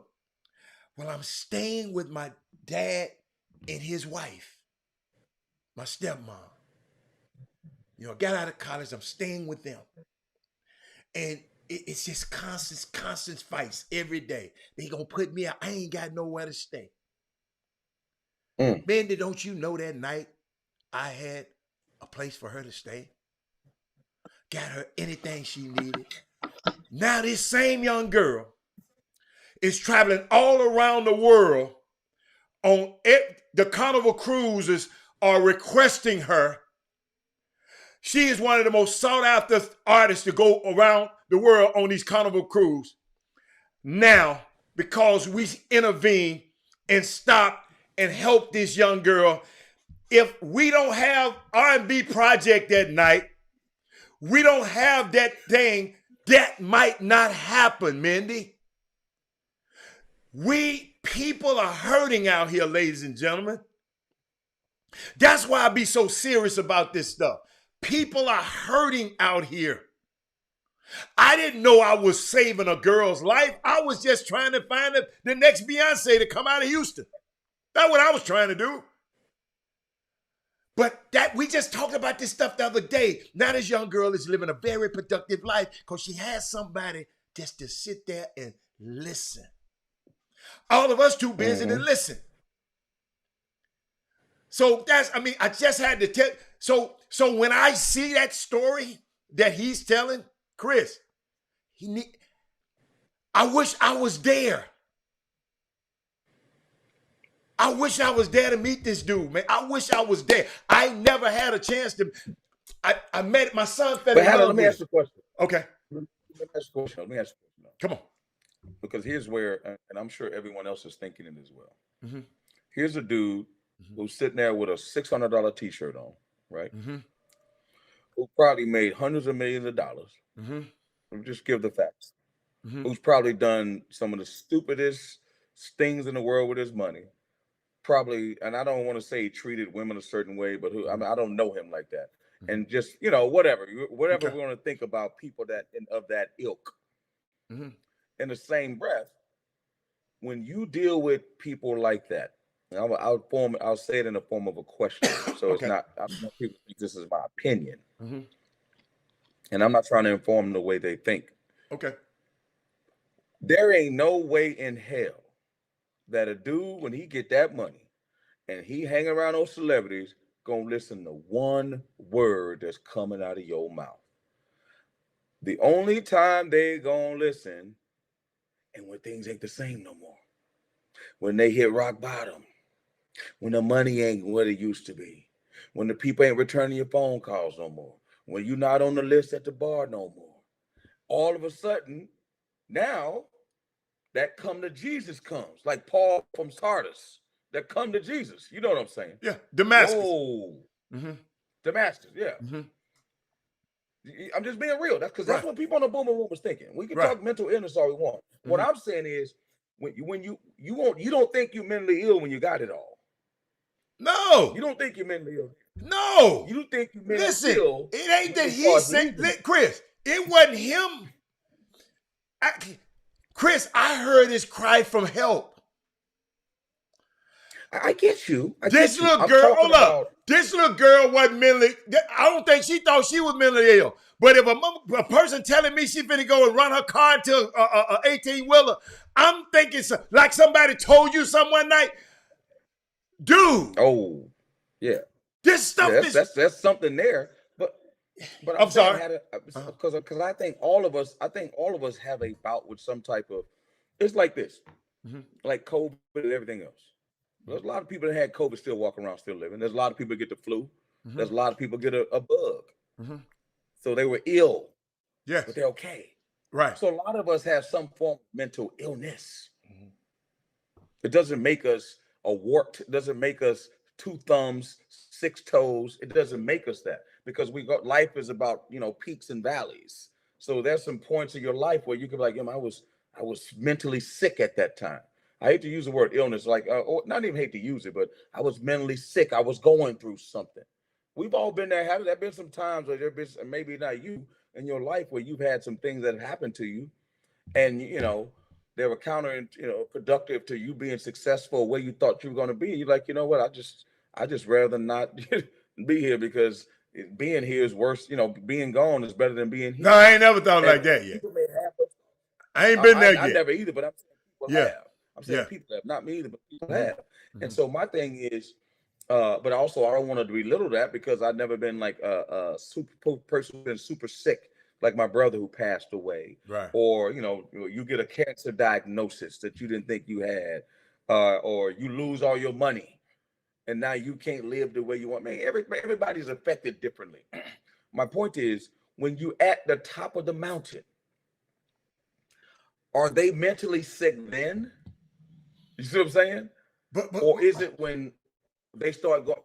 I'm just saying. I'm just trying to be like, I'm trying to have a conversation, because what people want to do is have a real conversation about what humans go through on a day-to-day basis. So because people think that people on TV or people have money, they think they have it all, and it's impossible to be mentally sick.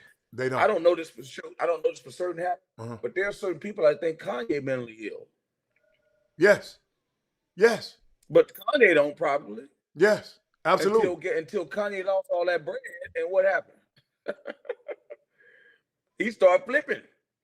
But then he got the bread back. So in the same way. He got the bread back in abundance. Yeah.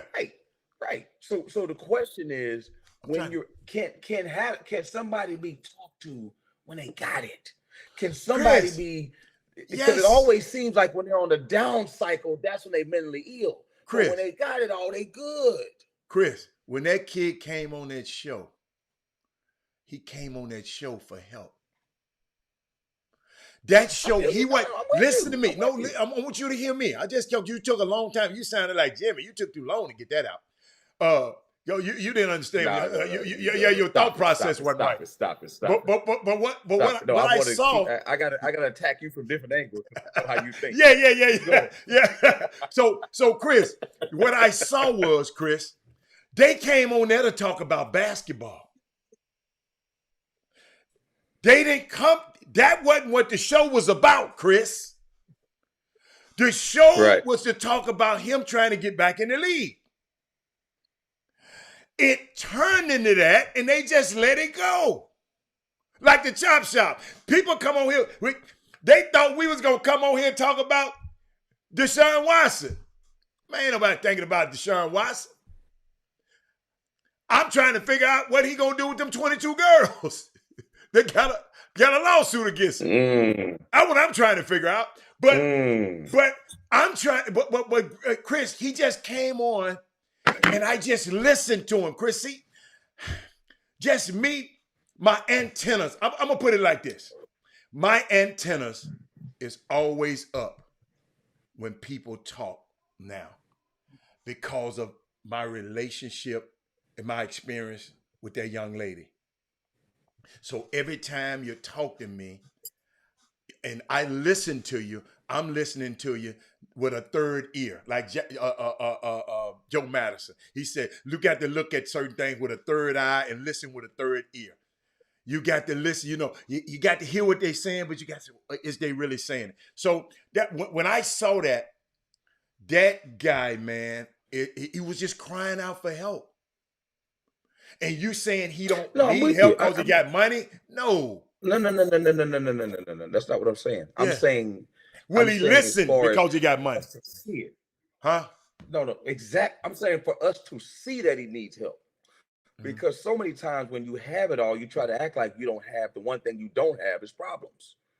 That's the one thing people do. I got you. And I'm gonna I like that. Like Jay-Z says, people know the price of everything, but the value of nothing. Right. And my thing is, we look at these people, right, and they project a certain error to us that, hey man, I'm popping. I got this car, I got that, man. You can't and it makes people feel like you can't talk to me, you can't reach me. What can you tell me? I got more money than you. I got more power than you. I got more status. There's nothing you can give me I don't already have.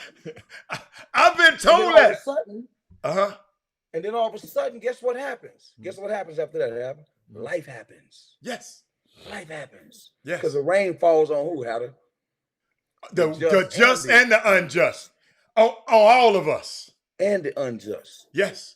On all of us. So when things start going down, that's when all of a sudden they are humanized. Because we treat them like the demigods when they're on top like that. Chris, when I think about it, Chris, and I keep telling this story because it touched me. You know, I talked to my son on a Sunday morning, and he telling me, Dad, I just passed by as a black girl laying in the street dead. And the way he said it out, you know, we so desensitized to, because I would have been in trauma talking about, Chris, man, I can't believe what I just saw. He was just saying, Dad, calmly. Like, he been desensitized to this stuff. And we found out a few days later, it was the young model, Chris. The beautiful young miss. Yeah. That was her. Then a couple of weeks later, another little dude that's in the entertainment history, a young black man. He killed himself. And then Regina King's son. So, Chris, my antenna is up. I don't care about they not having no money. They having so much money. My dad's rich. My dad, my mom's is Regina King. What I'm saying is, I'm on the same page. I'm saying people cloak their stuff with that. They use that to, and that's why we got to be careful, right, as people on the other side. And not saying people don't have nothing, to make them feel like they, again, well, just because they have that, I can't socialize. I can't talk to them. I got you. I got you. Or I got you. Yeah. I got you. Because I'm telling you, when people got it like that, they'll make you feel that way. They'll be condescending and look down on you. And that's real. And then all of a sudden, when it's not the same, they don't have the same money, they don't have the same power, they don't have the same fame, then they're like, well, I've been reaching out for help forever. But you didn't act that way. And so people don't know. I'm telling you. I got you. Okay. And that's the part they're responsible. Again, I don't want to say it's hard. Listen, I'm not an authority in it. No. I'm just in the room with the people, and I'll be like, okay, how do you been in the room with the people? So you be like, hold on, man. If people knew this dude act like this, they would never want to hang around this dude, man. If you think about it, you be like, hold on, man. You doing what? Hold on. I thought, man, I watched you on TV forever. I thought that's how you. Oh wow. I'm just telling you. You know how it is. Like, hold on, man. That dude dirty. Like, Chris, you taking it a whole nother way, man. Hold on. Chris, Chris, that's what you got out of a. No. I'm saying it would, if you hang around some of these people, they're freaking people. That's my point. Okay, I got you. I respect that. Okay. So I got you. When people hear mentally ill, they always think it's some poor kid from the hood because that's what mentally ill is. My man. It has something to do with your tax bracket. I got you. It's not true. I got you. I'm with. It's not true. I'm with that. You see what I'm saying? I'm with that. But the people Chris, that couldn't be the case though. If you know, if you lived enough, because you got to understand, a lot of people with a lot of money always go see psychiatrists anyway. So they've been on the couch for years. People that don't have money don't know that. You got money, you know that. Stop it. No, but they watch TV. Okay, so people watch TV, think all black people are criminals. Is it true? Okay. No, but you act like they don't know. People know what a psychiatrist is. Come on, Chris. That's not a class Some people thing. don't know the difference between a psychiatrist and a psychologist. Okay. Okay. I got you. They think they're the same person. So I'm just saying, bro, like we just got to keep it real, you know? Chris, I was thinking the other day, because somebody, sometimes, I have different roles I shift in my life. Sometimes I'm Robert the encourager, and then sometimes I'm Robert the activist. But what I learned, Chris, over the weekend, Chris, I just don't want to I'm not going to never, ladies and gentlemen, be comfortable with people who need me to be just one way. I'm not going to let people just put me in a box, Chris. Sometimes I have to be Robert the encourager. Like I said, sometimes I got to be Robert the activist. I'm comfortable with being both. Chris, I'm watching stuff in my life happen this weekend, because when people don't understand, Chris Walker, that you and they have a label of Chris Walker, a label of me, because of their simplicity, because of the simplicity of their thoughts, requires me to be in a place where they can find me. And the reason I'm talking about that, because it's just, Chris, I was at the event this weekend, And I've been blessed for the last 30 years to be around a lot of people, I guess, that a lot of people, haven't had access to. So I'm sitting there, and Jim Jackson came and said, Robert. And somebody looked at me and asked him, you know him? He said, do I know him? Do I know him? Like, do you know who you're sitting next to? Then Avery Johnson do the same thing. Then sometimes, sometimes we just got to realize, man, we are blessed. Some people are just blessed to be in certain situations. Chris, and I want you to help me with this one, because you sometimes in similar situations, just because people know you, why would that's like me, Chris Walker, me and you somewhere, and somebody, I don't know, we'll say somebody come. Then I'm looking at you like, you know Chris Walker? Y'all, we got to stop, man. We got to start being a little bit more respecting of the people around us. I think that's like Michael Jordan, Kevin Freeman. That's why I always treat these guys with respect. That's why I always use this platform to not to ever denigrate anybody, Chris, because I just see it. Sometimes it gets get on my nerves when you can be like perfect example. Jesus. How can this be Jesus? How can he be this guy? He just Mary and Joseph. What they say, a prophet is without honor in his own hometown. That's Mary and Joseph's son. Or nothing good comes from Galilee. So we got to understand, y'all, we're around people. You're being around people. Chris, this happened, listen to me. This happened this weekend. I'm at the TSU relays. One of the officers was a good friend of mine. We was just talking, and guess what we happened to do? He was walking with me, right? TSU, wherever I went, he went. Somebody came and said, man, you got to have a bodyguard to come through here. Hell no. I know this dude.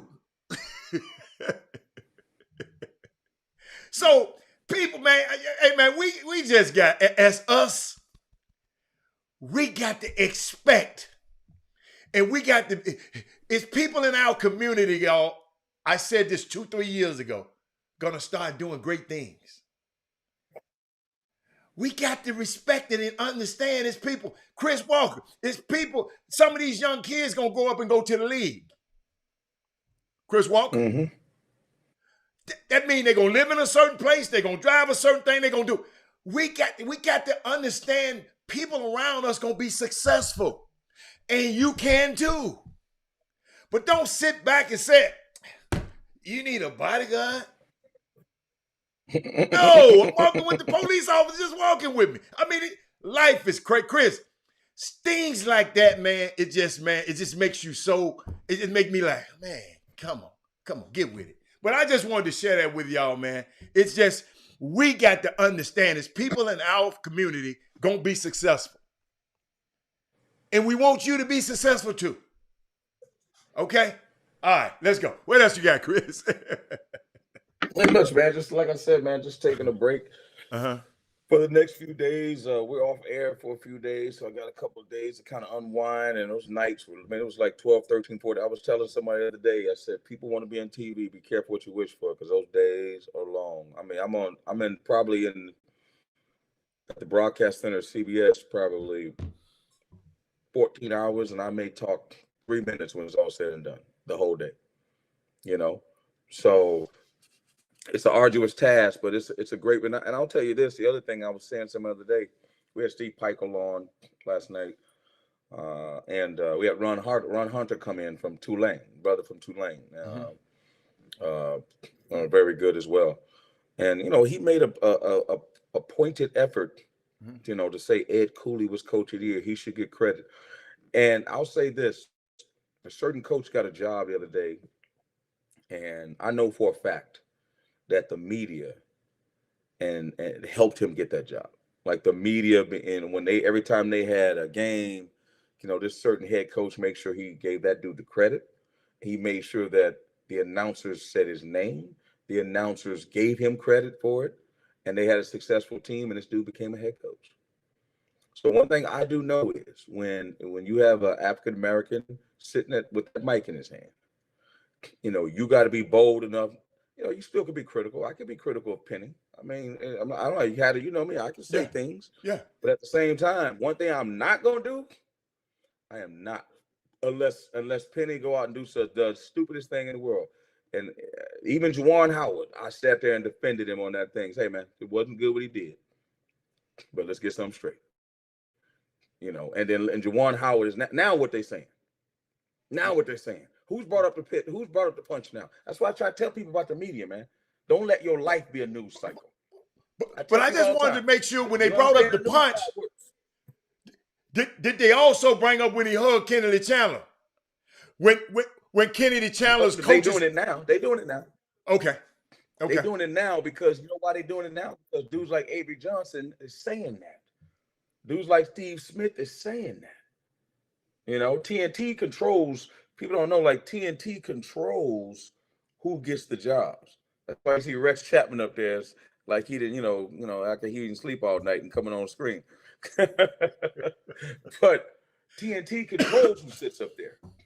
You know, CBS may get a couple seats, but it's TNT, you know, that controls the Final Four and the announcers for the games. That's why you'll see like Brandon Haywood and the pro guys and Jim Jackson, even though Jim Jackson's one of the best. But again, a lot of them look like us. A lot of them look like us. And so my thing is, when they get an opportunity, I know these guys understand, they get an opportunity to speak glowingly and to say some things that will not necessarily be partial, but things that would, you know, paint us in a different light. They're going to do it. And it's a way to do it intelligently without being a homer or without making it look. But I'm telling you, on the other end, they don't shy away from it at all. So sometimes as African Americans, we feel ashamed of our success. right? We feel ashamed to acknowledge, or as they say, or Jimmy say, give them flowers. We feel ashamed to do that. You know, man, I don't want to say too much because if I say too much, then they I can't go that route. I can't be too, not necessarily be too black, but I don't want to, I'm a color analyst, but I don't want to bring that much color. You see what I'm saying? And my thing is get on being yourself. And I'm gonna say one thing, man, it ain't bragging when it's the truth, but even bragging needs a whole lot of, even the truth needs a whole lot of nudging sometimes. You dig where I'm coming from? When it ain't bragging if it's the truth, but even the truth needs some nudging to get some people to turn it. You know what I mean? Just tell me, even the truth. You could be better at somebody and still don't get a chance. And all I would encourage people to do sometimes is watch some of those old baseball documentaries and basketball documentaries and understand what them dudes had to go through, like a Josh Gibson. Like, understand what them dudes like Kurt Flood gave up. That people know who Kurt Flood even is. You know what I'm saying? So you got to understand there's some people that have sacrificed a lot, and they say, you know what, man, I'm gonna do it. I'm gonna do it for the next generation. How many of us are willing to raise your hand and do that for the next generation? That it sound easy, because you ain't gonna do it for you ain't gonna do it at your job. Well, let me go on. I'm gonna go and fall on the sword so the next Willie can come in here and make more money than me and get a promotion that I can't get. How many people doing that at their job? Come on, Hatter. They're not doing it. Right or wrong? How many They're people not gonna do doing it. that? They're not doing it. They're not. They're not. So to your point, we got to be careful how we judge these athletes. Like one of the things you pulled my coattail to, I had a colleague say something about James Harden the other day, right? And I was like, how do you know James? How you know James Harden feel like that? I understand what the media is, and James Harden is responsible for what he puts out there and the way he lives his life. Yes. And he got $600 million and don't care what you think, I think, or the next person thinks. The same way them billionaires don't care what I think, what you think, and the next person think. Because again, we're not supposed to have that though. So because we're not supposed to have that, we're supposed to act a certain way. Y'all think I'm coming from? I give them cars. I give them money. I give, and that what Don Sterling said. I give y'all cars. Come on now. Come on, man. Come on, man. So we don't think that's so right now in America, there's two things that's happening. Okay. Right? That are going to be monumental for the future of this country. And I don't like to get into politics too much. All right. Three things you don't get into: politics, you don't get in religion, and you don't talk about nobody's brackets on the NCAA tournament because they all lying. Okay. They ain't going to tell you the truth. Right? Everybody got about 10 brackets. The Supreme Court justice right now, right? Ruth Bader Ginsburg's seat is up for discussion. She's going through confirmation, and she's going to get through. Katanya Brown. But there's something else that's happening too. Clarence Thomas is sick. Thank you. You better see. People need to know what's good. See how we think. See how we think. Really sick. And hold up. And ask you and I talk about a lot of stuff. Did you and I talk about this at all before we? No, sir. No, sir. Because I mentioned I know we didn't talk. I mentioned it at the beginning of the show. I mentioned it at the beginning of the show. You didn't know because you weren't on at the beginning of the show. I didn't know. But keep going, because I want to share something with you. But keep going. That's what I'm trying to say. Like, that's what I'm saying. Like, no matter what they try to do, no matter what the opposition, whatever the opposition you believe is, voter rights, this and that try to do, they try to do it in the 50s, the 60s. Yeah, there's some stuff you got to go through to get to where you want to go. You want to build a muscle, it takes resistance. I'm sorry. You know what I'm saying? That's how it is. Michael Jordan wanted to get to the championship. Guess what? He had to go through the Jordan rules. I'm just trying to pick where people can understand it in 9 different ways. There's things you got to go through. That the other people try to get that lady in there and do all that stuff they're doing. Look what's happening now. Don't tell me that there ain't a high power up there. You got to do your part, though. Think about, because guess what she did? She went to Harvard. She did this. She did that. You got to do your part. And Jimmy, Chris, hey, they sit up there talking crazy to her, and she's saying, "Come on." Coach, if you know anything, and y'all know I studied the Supreme Court. The Supreme Court justice, they always be quiet. You notice they don't never say nothing. They don't give interviews. They're known to be stoic and quiet. Man, I cannot believe this dude trying to come on here. Man, I'm not, Jimmy, I'm not, hold up. Jimmy, I'm not finna answer. Jimmy, you got to be out your mind and think you can come on this show this late.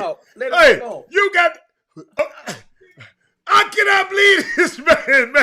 You over there laughing. Hey, Jimmy, we had to check. He had the icebreaker this weekend. Oh, that's right. All right. Okay. Okay. Hey, I forgot. You're right. You're right. I'm going to let y'all finish the show.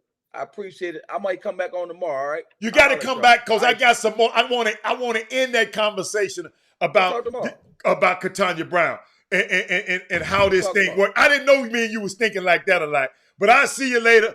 We'll see you tomorrow. All right? I got you. C-Bog. Yeah, he had to get out of here. Hey, man. This is what I'm going to do, man. Dude, we not fin- I'm finna, hold up. Watch this button. Watch me put this button. Watch this. You finna be on this thing, man. Yo, have fun. I'll come back and adjust. You got to fix the fade. I'm finna fix the fade. That way we can get it in. All right. Let me see. I got it. Hey, guys, what a weekend. And spring icebreaker went and came again.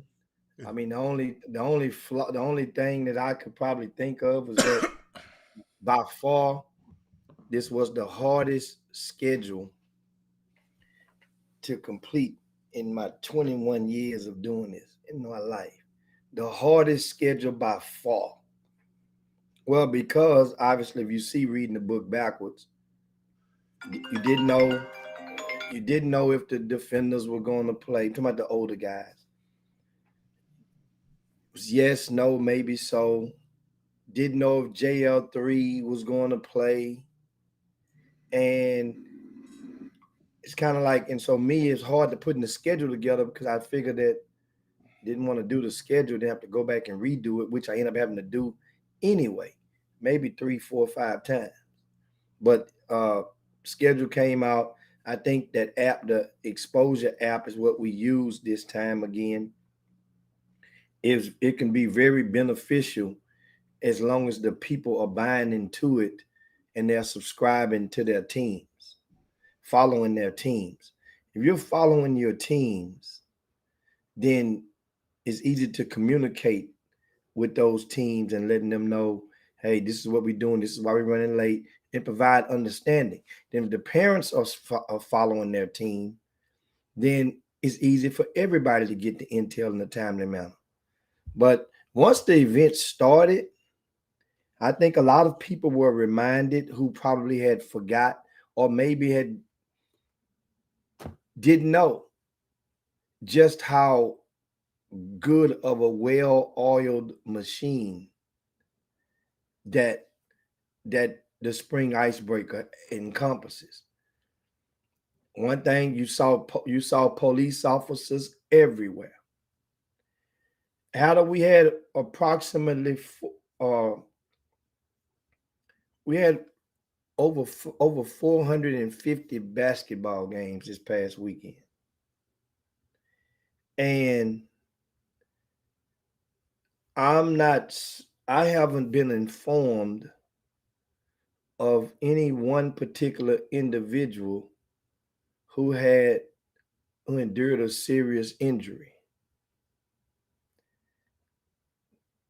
I haven't been informed of one single situation whereas there was physical altercations in the basketball. I mean,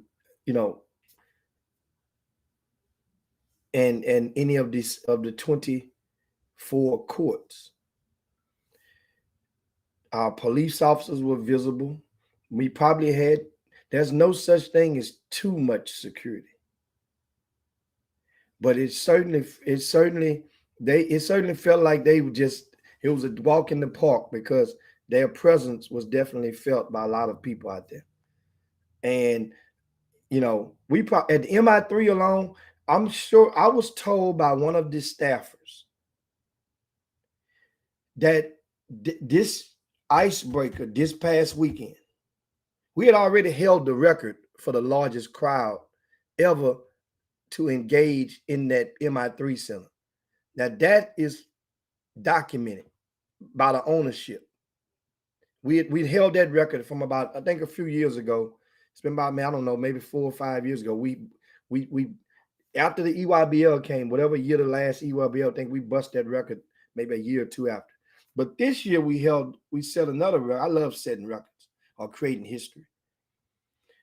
The most police officers to ever cover an event, be on location in the working capacity, was at the MI3 Center and the Louetta.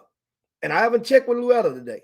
I'm going to challenge Louetta on another event to let me know if they had any event that ever been held for basketball that had more police officers. I ain't say security guards.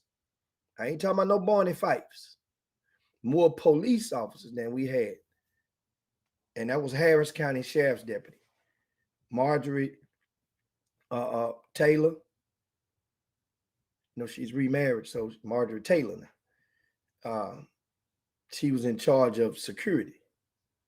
So a lot of her comrades with the Harris County Sheriff's Deputy Department, they were in full effect. And one of the things about it, like a lot of those people don't realize security is one thing,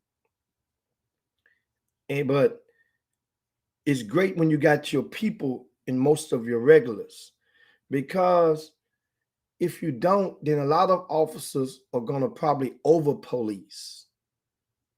A lot of these same officers, you see some of their faces and they know some of the teams. They know which ones are high risk. They know which ones are just animated and with no malice intended. And sometimes you got the wrong type of officers there. The tolerance level or the room for the margin for mistaken identity will be compromised. But yeah, man, I mean, so we're gonna talk about spring icebreaker all the week, but we at the end. I just wanted to hop on and be able to let you guys know.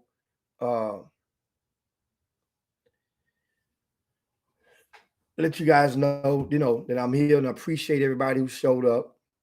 We had John Stovall from Nike.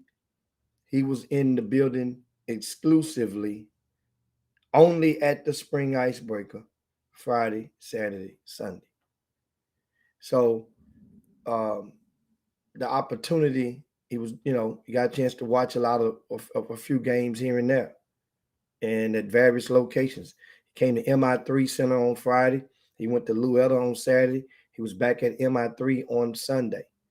Once again, you had several teams that came, and as we advertised, those teams who won first place got their checks.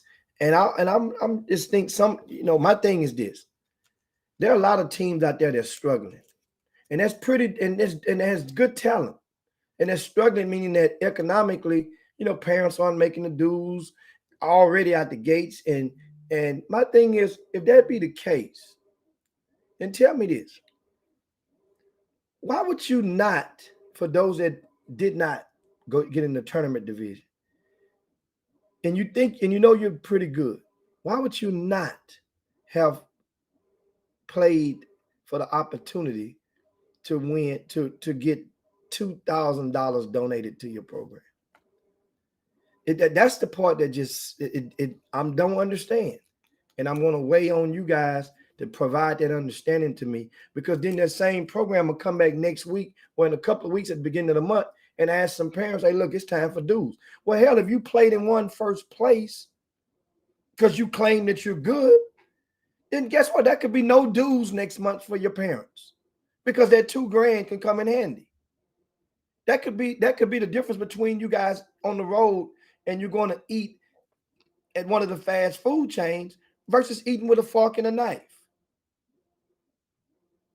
That too, it doesn't sound like much, but if you are savvy in budgeting on shopping, you can stretch that $2,000 a long way, and it can buy some time to some other money that was placed you can come in, and that's all I'm saying. And yes, a lot of teams got their money. Everybody got their checks right on the spot, just as advertised. And I'm gonna tell you guys something. You know, I ain't never in my life wrote a hot check. Ever. And I just leave it right there. Let it just sit there and simmer. But I'm gonna keep things as positive as I can moving forward, just putting stuff on your minds. Like I say, at the event, you guys know. And any ways that you think that we can make the spring icebreaker even better next year, you simply feel free to shoot me a message, and let us know. Get your thoughts out there, because we take your thoughts. Remember, you guys, I say it all the time, you are the consumer. You guys are the consumer. And that means and a lot of events don't necessarily treat the teams and the parents as a consumer. And another reason, let me add this. Another reason that schedule took so long to come out, because I did something that I hadn't done in a long time. And it was just in my heart to do it. I answered, and if any of y'all called me last week, I pretty much answered every single phone call that came through my phone, unless I was already on the phone. I didn't send nobody to voicemail. Not a single call that came through my phone last week went to voicemail. I've never done that. I've never done that. We had like 277 teams going into the weekend. Then I think we had a mass either bump out and exodus of a few teams. We ended up with like 250 something, which is solid. Still, probably the most attended, most populated event in the country this past weekend, Spring Icebreaker. So if you were crowning a king, then you guys get to wear that, because you guys helped make that happen. You make Spring Icebreaker, if you were one of the boxing match, and still undisputed, reigning champ, Spring Icebreaker. I love it. It's for the city. And you got a chance to see a lot of things. Like I said, we have Doug Jones going to join us coming up this week. We'll talk with Archie Young. I think Jeff G. Day. He's a school teacher, so he's in class. So it's kind of like conflict of interest. He get on the, got to watch it with G. Day as far as him actually getting on physically and sharing his thoughts with you guys. But his articles will be up on the website, populated on rcssports.com. But that's pretty much it for today, right? That's pretty much it for today. But we're going to go and we'll get up out of here. And Glenn Bishop, could I consider $1,500 for first place and $750 for second place and $250 for third? Glenn, I actually considered that, but last year something happened in Texas where it totally wiped that out. And you know what happened? That was an event outside of Austin that took place a year ago, whereas the event operator, offered an even greater prize. I don't know what it was for first place. It might have been, I don't know what it was. It was a couple of $1,000 for first, but then he offered I think it was like $1,500 for second or whatever, and $1,000 for second. And those two teams got together before the game started and said, "Hey man, ain't no sense in us even playing that game. Let's just me and you let's get back to our city, and before we can get these kids on back, and we bust the money down." That's what they did. And if you're an event operator, unless you put it in writing, you can, but then that really affected the integrity of the game, of the spirit of competition. So I don't know. I could, but I don't know, because I would be so pissed if two teams did that at my event. That means basically, that was, you cheated the fans out of watching that championship game, as opposed to, and you walk away with the bread and gap it down around the corner.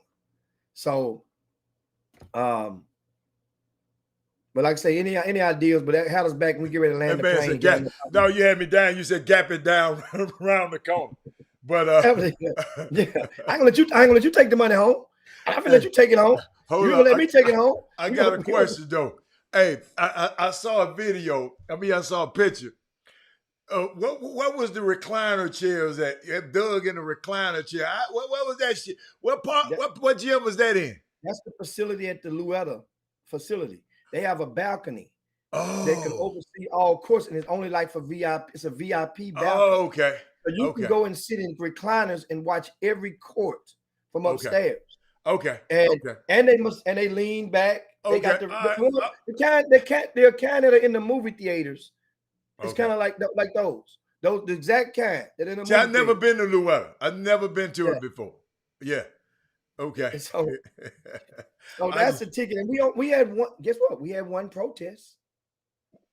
What you mean a protest? Well, we had more than one protest. And what happened? As far as I know, we had two protests over the weekend, and both were won by the protesters, so to speak. So, championship, when one happened in the championship. What, they protesting the kid? Don't. Okay, but if you're in the tournament division. Okay. Now, in the showcase division, anything goes. You can do whatever the hell you want to do in showcase division. Just like y'all do right now in the regular tournaments. That's what you can do in showcase. That was showcase division for. You can go play. You can go and import 4-7-footers from Zimbabwe if you want to. That goes in the showcase division. But in the tournament division, money is involved. Money is at stake. So it's our job is to protect the integrity of the game where we see fit.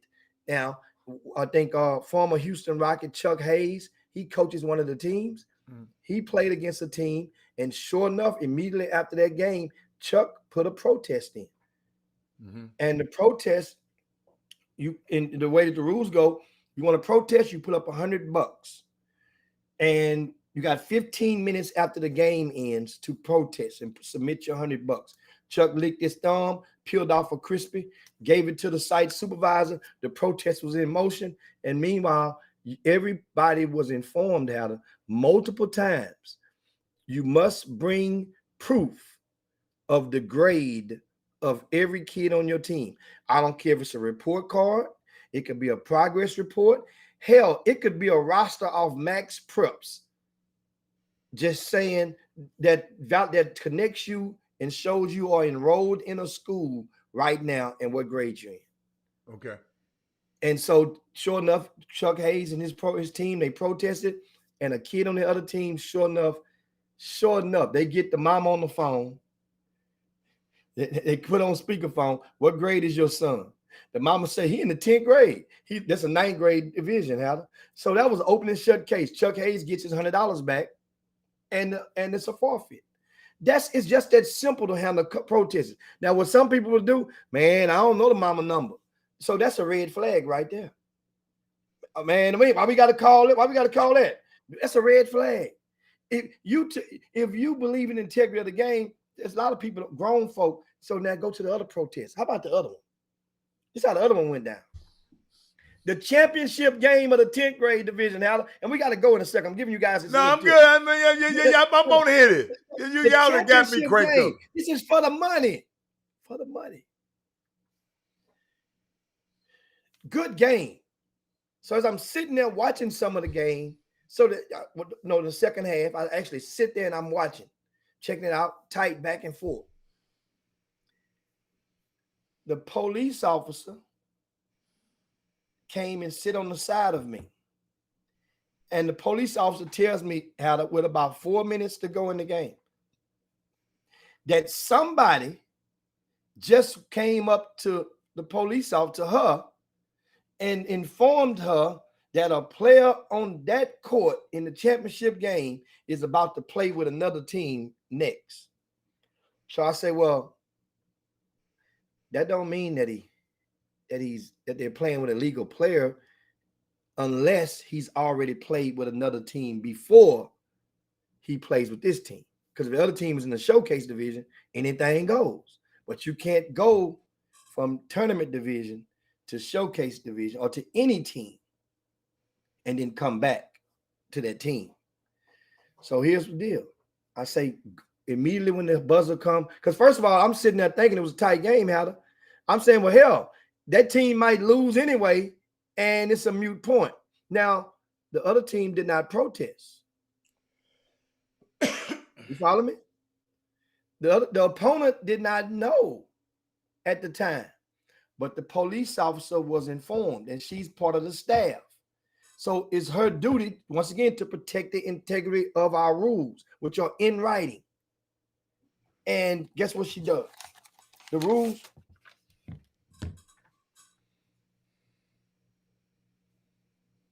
Let me give y'all that. Right there in the middle. Right here. Oh, okay. No player in this division may play with another team. It's just that simple. The tournament division. So they show the thing to the. So she goes. I say, here's a solution. Time the game ends. Go right over to the young man and ask him, has he played with another team in this tournament? He's gonna see you in uniform. He's not gonna lie to you that quickly because he don't know what you're getting at. Sure enough, she goes right to the young man. Young man, have you played with another team in this tournament? Yes, ma'am, I have. Where is it? Over there. She goes and inform the coach. Coach, it's a forfeit. They go crazy. They go mad. Oh man, how could they do it? You could do it. I said, it's in writing. So now I go and explain to him.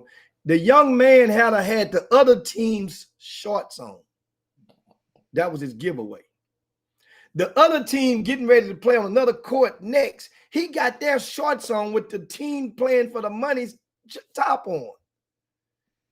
Now, that shows, understand, benefit of doubt. That young man really didn't know the rules, but it's the grown person should have known the rule, the coach of that team, and they should have been keen enough to at least get a man a pair of shorts to cover up the other team's shorts, and they didn't. So that was the giveaway on that young man.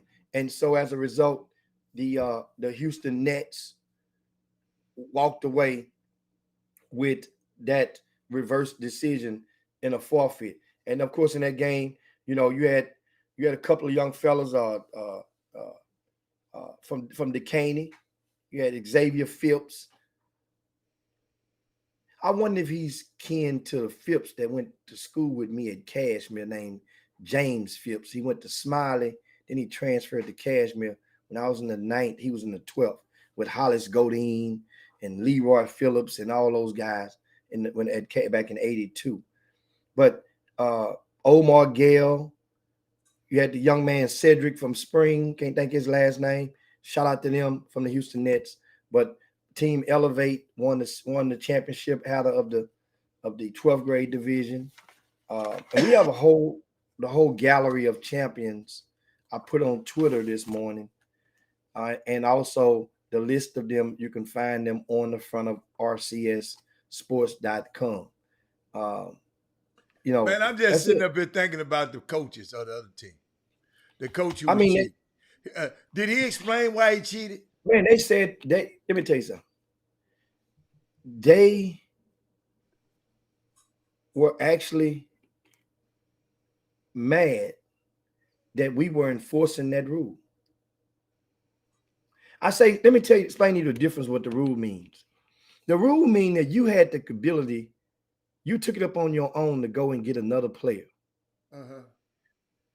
Well, they let them know they could have went and got some players too. Right. That's what the rule means.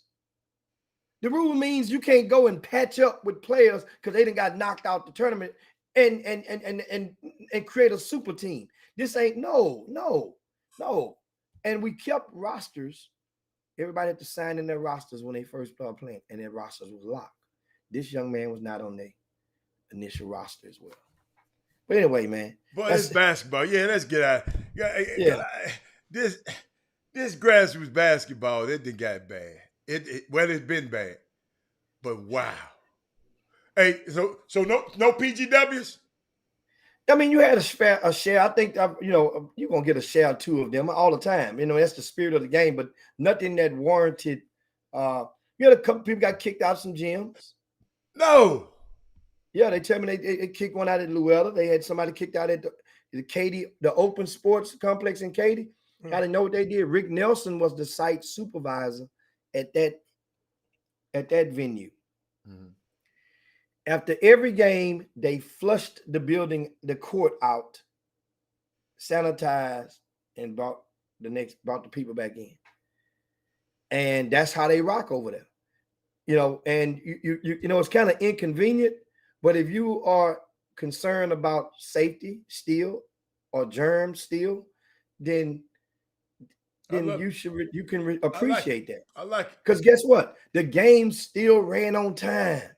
Yeah. Every single game still ran on time. You know why? Because I put enough gap in there in the schedule to where it could be afforded to do so, to take care of such measures. It's What is these people talking about the transfer portal, Jim? Is anybody switching teams already after 1 week? Oh, absolutely. Give me for real. What? After 1 week? No, they call it the spring icebreaker, Hatter. Oh, really? It's the word has various meanings. It could be the spring ice break up your team. I break her up your team. That's what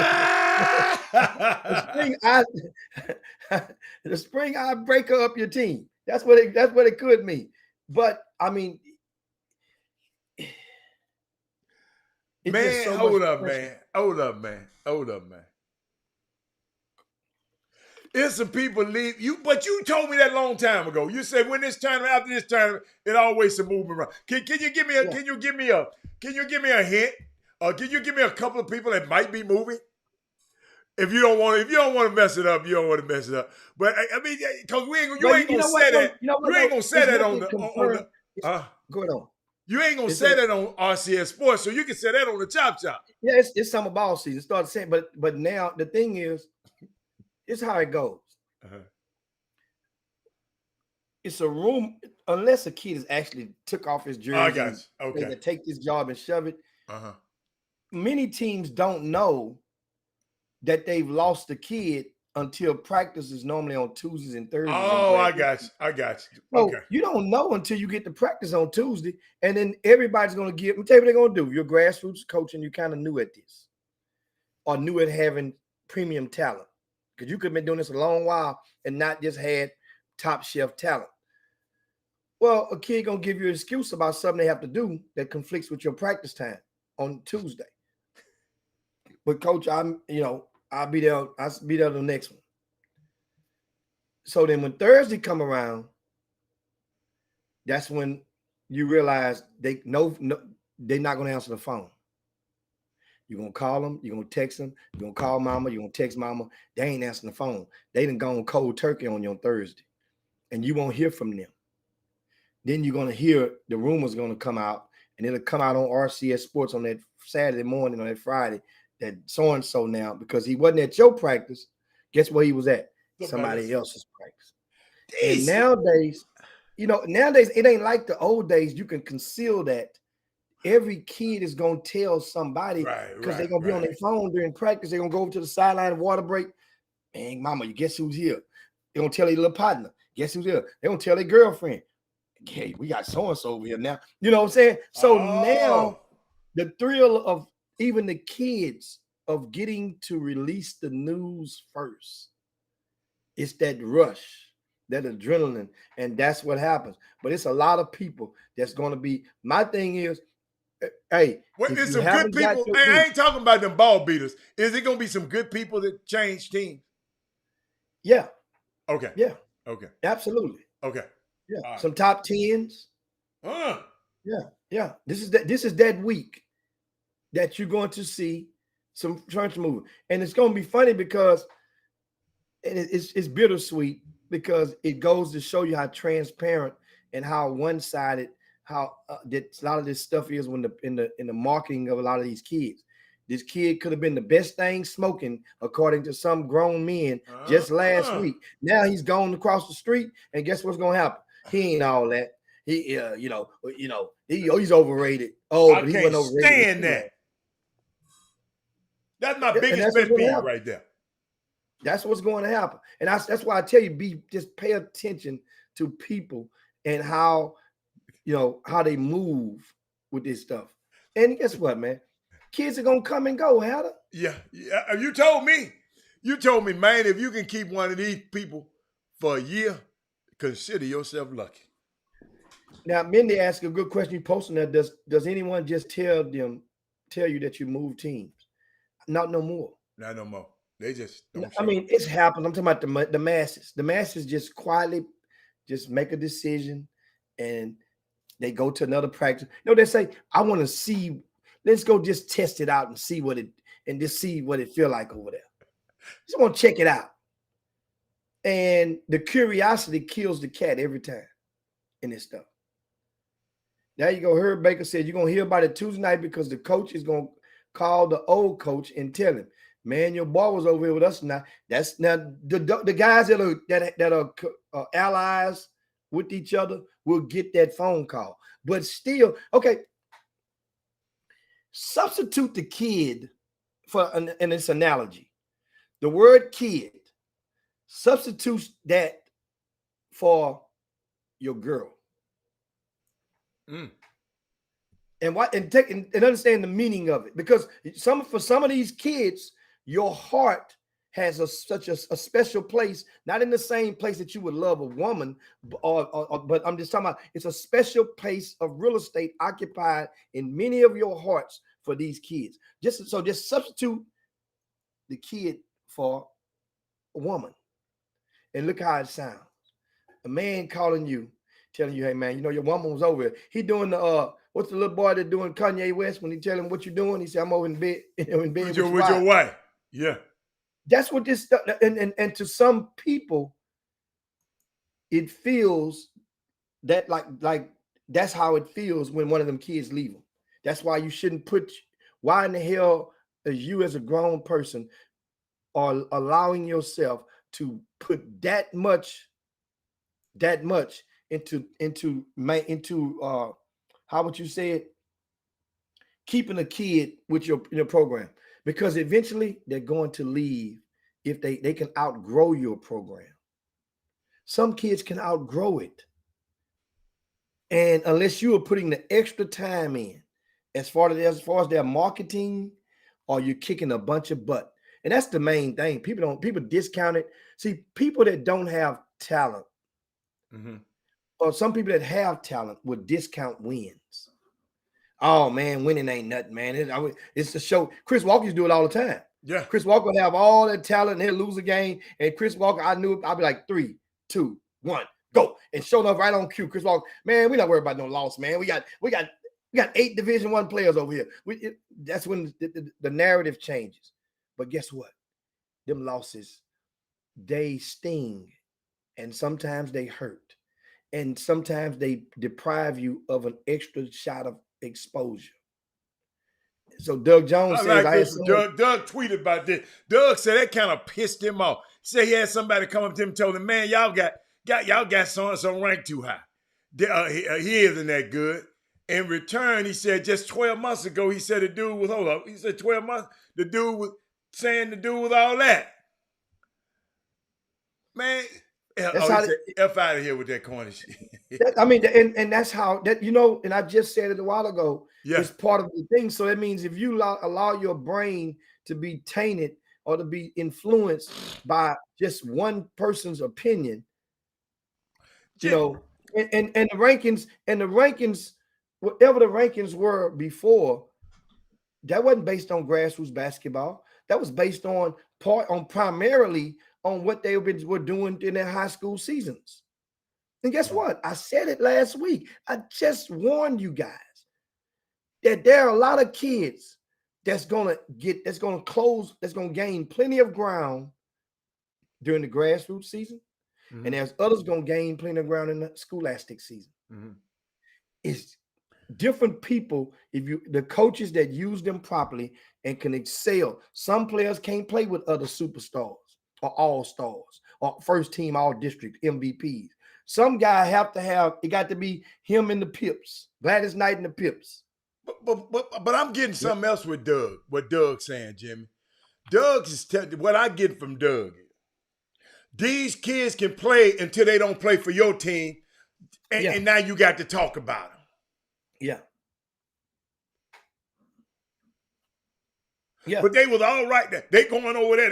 They making a bad mistake by going over there. Remember?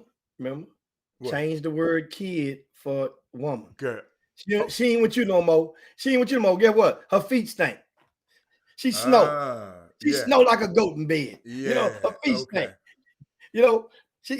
She leaves stuff all over the place. Man, a breath stink. So you don't tell all that when she gone. When you was with her for 2 years. Oh man, it's just the most beautiful thing in the world.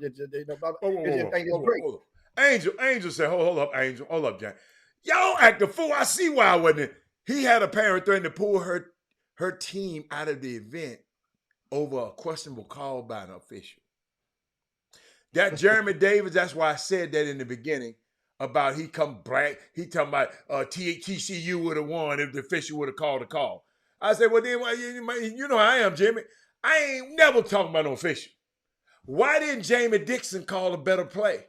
Why did he bring what's his name, Eddie Man up there so they can trap the hell out of a little bit ass Mike? Why didn't Eddie just go to the basket, dive to the basket, and just have Mike go one-on-one with this guy? He gonna beat the guy. Guess what? We get out of there with a win or overtime. But you don't bring another man up there to trap the kid. But we didn't say nothing about that. We want to talk about the referee. Come on, y'all. Y'all got to watch this game a little bit better. But now a mama want to take the whole team out because the ref made a bad call. Don't y'all know if the refs on the TV can make a bad call, can you imagine what them refs at the icebreaker going to make? Come on, mamas. Come on, mamas. I'm laughing at Melvin dude. He said the mama's been working out. He said he talking about the mama been working out and talking about they done got man, ain't nobody thinking about them mamas out there. Man, them mamas better be trying to get them boys in college somewhere. Was any Lululemons? Not you, Jimmy. You can't answer. You can't answer. Sandra on the screen.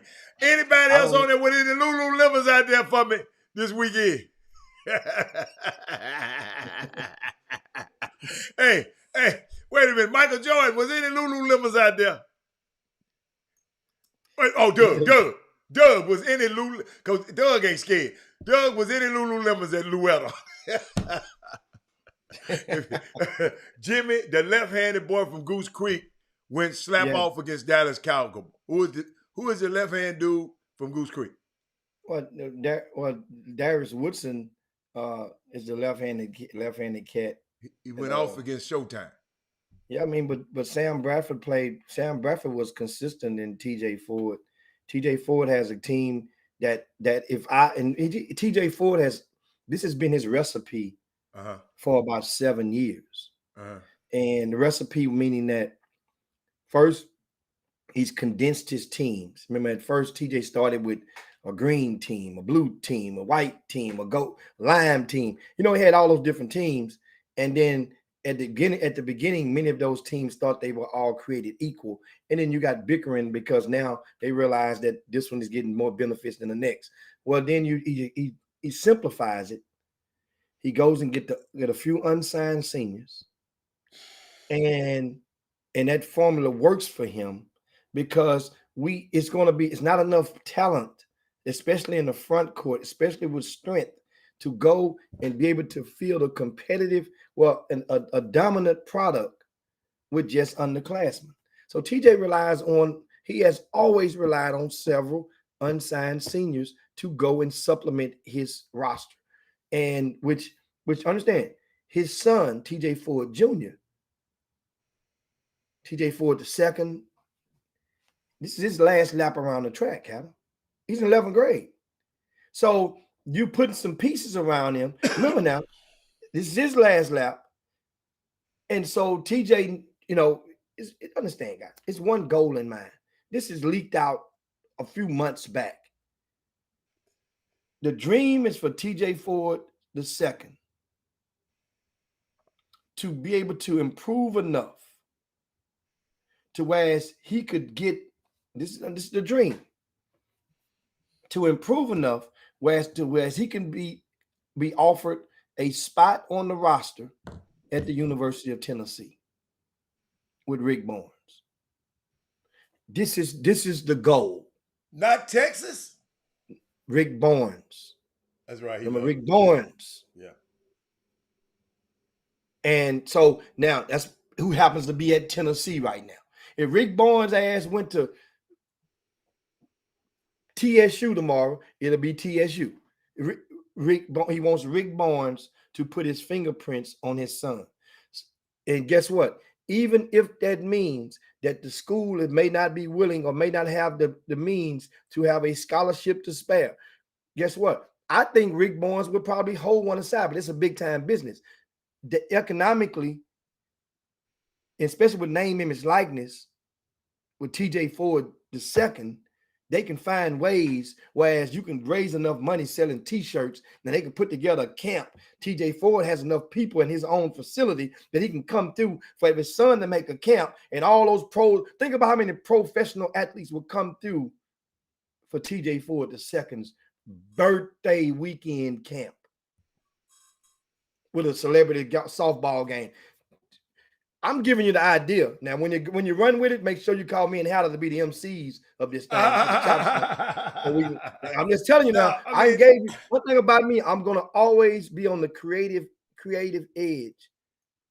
On an advanced. But if he keep getting better, he keep getting better the way I see him getting better. Rick Barnes gonna be trying to call him. But I'm just saying, but there's a lot of talent out there. Yeah, a lot of talent out there. Yeah. But I'm saying that let me break it down. If I didn't break it down for. If they got to pay for him to go to Tennessee as a preferred walk-on, yeah, and then play his way into a scholarship, so be it. So be it. That, you know what I'm saying? TJ is not on a thing saying my kid is that good right now. He's striving to become that good. Yeah, and you get there, you're going to probably sit out red shirt that first year as you get acclimated. Yeah, and then when time presents itself, he just has to be ready. He has to be ready. Wait a minute. What about the parent kid that played on Friday and didn't show up to play on Saturday? What the hell Herb talking about? Herb, what are you talking about, Herb? Somebody. Herb was talking about the kid, and actually on Friday night, I have a box score. That's one of the benefits of the spring icebreaker. We have this. Okay. So I don't know what you had at your event, what you went and played at this weekend, but we had this right here. I didn't know it was another event on the weekend, but keep going. I didn't, So the people played it. What about Herb? What are you talking about? You said what about the parent and the kid that played on Friday and didn't show up to play on Saturday? They played on Friday. But they didn't come on Saturday. Maybe they had to go SAT tests or something, ACT tests or something on Saturday. Huh? On Friday night, this was a game that took place, and I show you guys this box score. Okay. Fred, and, Herb, tell me what you're talking about. Hold on. Now on this box score right here. Okay. Let me bring it up to you.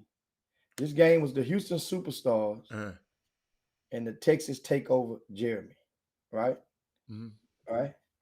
And the kid who's underlined is the young man who did not come back on Saturday. The next day. Oh, okay. Right? All right. Now, okay. On Saturday. Now, meanwhile, in this game, check out the score. John Urey, 66. The other team, 45. Oh, the kid. Oh! Okay. Now, of that 45, this young man who happens to be this is a 12th grade showcase division game, right? Whoa! Stop! Wait a minute. Keanu Dawes on there team? Go over. And he had how many points? 4 points? Oh, yeah. Look at the field goals percentage, Al. Let me see. Hold up, man. Look at the 0 field for goals. 6. Damn, yeah. big fella. And look at the young kid whose name is underlined is a 9th grader. Right. And look at how many he had. Right. It's circled. See how many he had? Right. He had 20 of the 45. A 9th grader scored 20 of the 45 to go with 3 steals and 5 rebounds. And he did not come back on the next day. And so, but he's still, from what I understand, he's still a part of the team, of the program. Time will tell when they play their next event this weekend. But I've got word that he's still a member of the team. Just that sometimes, well, I've got a very important part of information that intel. Allegedly, the coach, after that 21-point loss to John Urie on opening night, whereas Keanu Dawes, he's ranked number 77 in the country. Yeah. For the class of 2023. And he played with the Houston Hoops, I think, last summer. Made his debut with Texas Takeover, and in his debut, he did not hit a single shot. And if you Keanu Dawes, I heard, and he came back the next day and he played good the first game and great the second game. So, it was like one of those things. So you played bad, good, great. That's what you call inconsistency.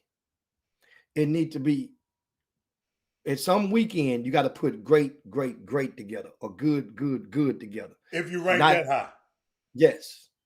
You see what I'm saying? Absolutely. Especially when you're making your debut. So, young man, if you're watching, parents, if you're watching, and I just basically put my hand on my head and like, oh boy, he's about to feel it, because that's what people would do when you're ranked that high, and you're not. It doesn't necessarily correlate with your rankings in the state or the local level.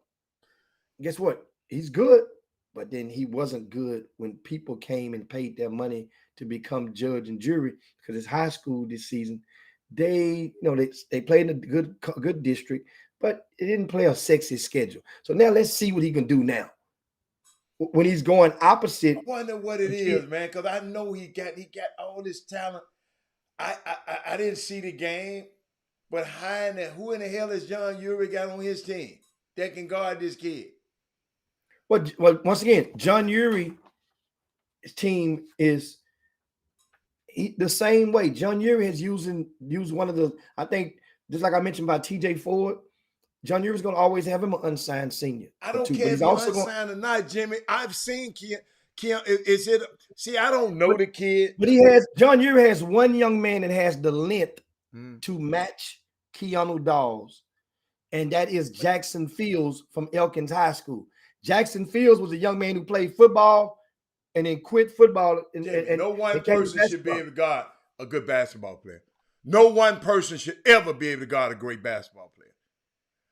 See, I'm just telling you, y'all, and I don't care what nobody think. If I'm who I say I am, I ain't never worried about the one guy to guard me. You know what I'm looking for, Jimmy? I'm looking for the help defender, because I'm finna beat this dude right here. If I'm a guard and I'm supposed to be good and I'm ranked this high, nothing against the kid, I just want to put this in his head. The guy ain't no one, Kevin, whoever that guy you just said. I don't care if he played for Elkins, the Elkins Institute. One guy does not supposed to be able to guard you. You're supposed to be saying, okay, he beat, where the help come from? I'm finna attack the help. Young man, if ain't nobody never told you that, that's called basketball IQ. And I saw a lot of basketball this weekend, and I saw a lot of teams that just don't know how to play. They college players and just don't know that concept I just gave you. Ain't no one guy gonna stop me. The hell? What the hell I'm in the gym for? To beat the one guy. And somebody should be coaching you to tell you after you beat this guy, you got to look for the next guy. You got to look for the help because the help gonna come. So you got to be able to learn how to counter and beat the help. I don't understand why we're not teaching our kids. Keanu Gall's got enough skills, Jimmy, that I've seen that nobody should hold him to 4 points. Nobody.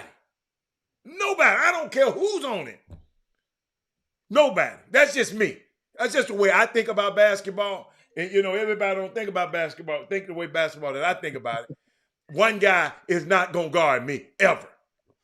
Well, especially one thing that you didn't. The 4 points is one thing, and here's another thing, another stat that this stat here you can't be misthought of, and this stat here is up here, the second row from the bottom in the last column. What number is that? 27. Right. 27. 27 is the minutes that's played. A lot of minutes. Out of 32 minutes, he played more. Other than Montana played 29 minutes. He played 27 minutes. So that's more than enough time to find a way. If you're in grassroots basketball, a lot of these teams ain't had but 2 or 3 practices anyway. If that, your hustle can generate a putback. So that game on Friday, I didn't watch a lot of it. I only watched about 5 minutes of it, because I was in the event operator mode. I don't really get to watch basketball until Sunday when I'm doing these events. Certain ones, I don't really get. That's why I tell people, you win, I see you, And but Doug Jones was there, courtside, following all action. Jeffrey Day was there. Archie Young was there. They were grooving. And they were on top of that. So a lot of, and I got one, Jimmy, because Kenneth Gamble, I want you to explain this one to me, Jimmy. If his ass got to call in, the kid has most potential of any kid in the class. He's not there yet. He is playing at a position full time he's not ready for. What the hell? What position? What are you talking about? I get sick of y'all with this position crap. He's not there yet. He's playing. What did? If he's not there yet, then why is he ranked there? Get the hell out of here with that. My job is I'm not going to pull the ranking down. Like I'm not going to say pull it down. It ain't my ranking. It's rivals.com. When I use the term pull it down, meaning that I'm not going to beat it up and say, well, why is he ranked? Why do they got him ranked? My thing is I flip it. I've learned to flip that and say, listen, young man, and whoever's around you, the criticism comes with this. You want to be ranked in the country. You're there now. It comes with it. You ain't the first and ain't going to be the last. How the hell you think Jayla D felt when he got ranked number 2 in the country? How do you think he felt? Felt good. And then guess what? What came with it? Oh, scrutiny. Of course, I wouldn't be, Jimmy, I don't know where he ranked. I promise you. I ain't looked not one place where he ranked. When I saw that kid that night, Jimmy, I fell in love with that kid. I fell in love with that kid. Something is going on. I wish I knew him. Some guy, cause ain't nowhere in the world these little old high school players should be guarding this cat. I'm sorry. Unless his motor ain't right, which hold up, that's a skill too. If you ain't got no motor, if you ain't going like 100,000 miles an hour, did y'all see that TCU game last night? Did y'all see that rebound, that long rebound that Damian Barr came from half court and beat everybody to that important rebound? They just missed the next shot. That's what you got to do, and that's what you got to be. And I just hope our people who coaching these kids, are working these kids out, are getting the credit for these kids, are teaching these kids, man, it's effort, man. You got to play with power. You got to play with passion. And you got to play with poise. No way. I saw this guy talent-wise, Jimmy. I'm just talking about talent. I don't know the kid. I saw the kid, and I say he the best person in this building when he played against Posey and them. So I'm just trying, it baffles my mind. First of all, because I know that he could have been on a sneaker team, but he chose to go over there on that team. If you gonna stank it up, I'd rather you stank it up. If you want, but hell, in his defense, he came back and showed up on the next night. But what if I didn't come back the next night? Yeah, but that's one of the things you rely on, eyes and ears of people that's in the business that go and watch these games, and they tout the word exposure. So he showed up, but this wasn't. In other words, his weekend was basically a broke even, because that means the team wins and losses have something to do with it as well, right? So that team didn't even play on Sunday because the young man had to go out of town. Then he went to New York. Okay. So the team didn't even, okay. They didn't play because he was gone. So that means they did not want to play without. So they wasn't scheduled to play on Sunday. Okay. Well, at first I had him, and I forgot that the coach had requested no Sunday game. He got listen. I'm not. Well, I'm not. I think a lot of this kid, and that's why I'm just trying to say. I wish I can see. Maybe I wish I can see the whole game, because I'm just trying to see how in the hell he go a game and score 4 points. He must just not and play 27 minutes. How many minutes in the game? 30 something? 32? 32. Shh. Come on, man. Something ain't right. He got somebody. He got some guards ain't passing in the ball. But guess what? In the summer basketball, let me tell y'all something, parents. Let me tell you something. Put that thing back up there again, Jimmy. Jimmy, put that score sheet back up there again. I want to see something. Put that up there so I can see it good. Make it big. Bring it down a little bit. Okay. All right. Okay. Montana had 7 of 16, right? So that missed. He missed a lot of shots. He missed 9 shots? The other guy. So they missed. They was 4 of 45. Then scoot over. Let me see how many rebounds that Kenu Dawes had. How many? 6 rebounds. Jimmy, that's my problem right there.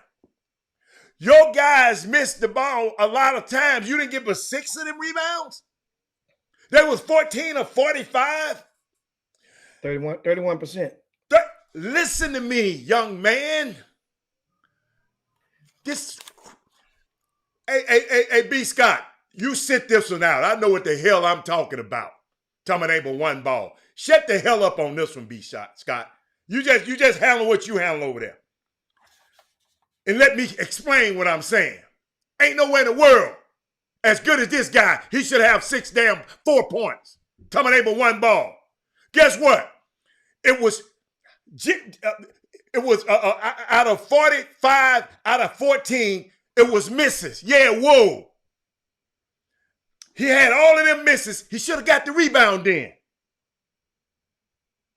Go get the rebound, young man. Come on, man. Y'all out here, man, y'all need to set this one out. Tell me it ain't but 1 ball. Yes, it's 1 ball. Go get it. Because I know ain't nobody, I know y'all ain't going to tell him that. Well, just wait on you to get some shots, honey. Wait, honey, my baby ain't getting enough touches. Corey Henderson, I told you when they used to complain about me shooting, coach said, did he miss? He said, yeah. So consider every damn miss he missed or pass to you. Go get the damn rebound. And quit being so soft out here, y'all. Now kill me with that. Y'all listen, that's what's wrong with our kids. We can't sit up here talking about 1 basketball. No, it's 1 basketball. Keanu Dawes, his hands are this damn big, ladies and gentlemen. He's 6'8". He can dribble, he can pass, he can shoot. Now, hell, he got 6 rebounds and 4 points in a game against John Urey, who already said he ain't that good no damn way because he ain't playing with him. That's why he ain't that good. Yes. No, he's pretty good. It's just that, Man, you know, I'm so that sorry, man. moment, I'm that B Scott, that I'm just moment. letting you know if that's what you were saying, I apologize. All I'm telling you is we can't sit here and just sit here. I get so that's why I didn't come. Yeah, I said I got time. I saw enough basketball going around with this swag. Saw this basketball. Even in the SWAC, we got to get better at basketball so we can compete with the Kansases. We can compete with the Gonzagas. We can compete. We got to quit, but y'all listen to me. You don't have to get touches. Don't ask me for no touches. Guess what? You can get your touch. See, Jimmy, thank God I ain't coaching no team. Jimmy, I can't do it no more, Coach. Jimmy, guess what? Oh, they gonna turn me in like they did. They gonna find me like I'm gonna have to resign like Cynthia Cooper. I'm a Hall of Fame. I'm sorry. I just see another matchup. Uh-huh. I see another matchup, and on this same game, like once again, guys, understand something. In case you want, we're talking about the spring icebreaker. We on one game. We just talking about what's expected and what comes with a lot of players. If you're ranked high, this is one of those opportunities. Everybody don't get out and watch kids play with their high school teams because some people have other obligations in their lives. So events such as these, it yield the opportunity for a lot of people who may have heard about certain kids. And they say, well, you know what? I missed him and I was going to see him this week, but I missed him, you know, or I may have seen him in his high school team and he wasn't, this okay. And somebody convinced him to give a kid a second look. And you come out and you see these kids you have all stars playing with and against other all stars. Well, we mentioned the Montana Wheeler kid, 20 points, 5 rebounds, 3 steals, but the team lost by 21 points. If you're a 12th grade team and a 9th grader scores almost 50% of your points, your ass is probably going to be in trouble. Unless that 9th grader is extremely special, unless he's the chosen one, unless he's the next best thing. Guess what? Who's to say? We don't know this Montana Wheeler because he's the sibling of Xavier Wheeler. And for those of you who got Xavier wrong or doubted him, and look how that turned out, he's a very serviceable point guard at the highest level of Division I basketball. Has been since he's gotten in college. So who's to say that this young brother cannot duplicate or exceed Xavier Wheeler? We don't know. It's yet to be seen. But what it says for the rest of that team, if you're on this team and I'm on the team and I'm in the 12th grade or the 11th grade, and this guy is scoring almost 50% of our points or taking more shots, twice as more shots, and not to saying that he was shot hunting. I didn't watch the game. I'm looking at the sheet. Right. I'm looking at the sheet. Right. But if he has the luxury, use that word, the luxury of shooting 2 times, almost 3 times. I'll put it like this. You look and see it for yourself. Look at the shot attempts, Adam. There you go. I'm looking. Look at the attempts. All the teammates. Let's put it a little closer so I can focus in. Look at the attempts from everybody. Dude, the closest man is 6. So when I said he almost tripled him. Yes. Almost. Yes. That lets me know how good the rest of those guys ain't. See, if that happens and we winning, that means my young fella was hot. My young fella was cooking. And he had 20 now. I'm getting twisted. He was 7 for 16. That's almost 50%. But we lost by 21. That don't mean, and guess what? Xavier is one of the top point guards. You mean Montana? Montana. Yeah. Montana is good, guys. Yeah, but it ain't about Montana. But I'm just about to say this. Yeah. We ain't talking about Montana. Let's get back. We're talking about these other boys on the team. Yeah. It was 30, Jimmy. I just added it up. It was 31 missed shots. I want my dude, because the reason I'm talking about Kenny Dogs, Because I saw him and I fell in love with him. That's why I'm talking about him, y'all. Who was he playing against? What game did you see? He killed Posey that game. So against Bel Air. No, Posey, straight Jesuit. Straight Jesuit. Yeah. He outplayed him to me. He was the best player in the game though, at that game. And that's when the first time I ever seen him, I came on the show, I said, Jimmy, wait a minute. I like him. But everybody told me, had her. But then they told me he got hurt. I mean, his knees, he was growing. He went grow quick. And then maybe he's still going through the growing pains. I don't know. But when I look at the stats, that's why, I mean, I apologize for the stats because I usually want to watch the game. But I just don't see nobody holding him to for the 4 points and 6 rebounds. Shit, my old ass can go out there and get 6 points. 4 points and 6 rebounds. That's all. That's all I'm saying, Jim. So, yeah. We can get out of here, Jim. I mentioned you. No, in that one game, I said it was another undercurrent. I noticed. Oh, okay. And that way it doesn't single out on this particular young man. There was another couple of players, and they both were ranked in the top 10 in Greater Houston, right? They both top 10 in their class of 2024. 2024. Okay. 2024. That means they're 10th graders, right? So, come on, man. Herb Baker crazy. Keep going, Jim. Something wrong with her. Keep going. So, 2 10th graders had the luxury of going opposite each other in this particular game. In the same game? In the same game. Okay. One of the 10th graders is ranked right now RCS Sports number 6. Mm-hmm. The other 10th grader is ranked number 9. That's the same range. Remember I tell you about the range? Right. That means if you're on the front row, that's row B. You know what I'm saying? You're on the front row. It's 9. It's 10 seats on a row. Right. At the concert. Both of them on front row occupants in Greater Houston. Right. Their names, of course, you guys remember Jared Harris made his debut with John Urey and the Houston Superstars. Jared Harris. Wait a minute, that's my kid from Silsby. He played on his team, Jared Harris. Right? So Jared Harris, there go his name right here. What's that name? Hold on. Okay.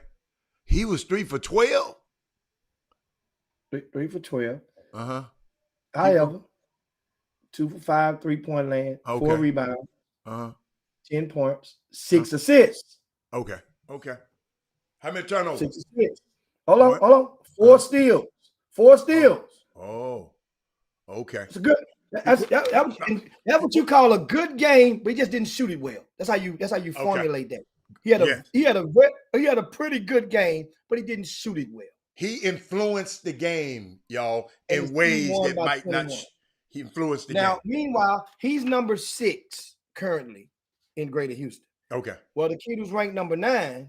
Mm-hmm. That's Montana.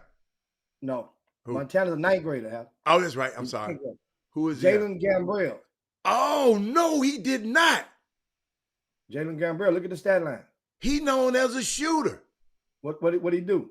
0 for 4, 0 for 1, 1 for 2, 1 rebound.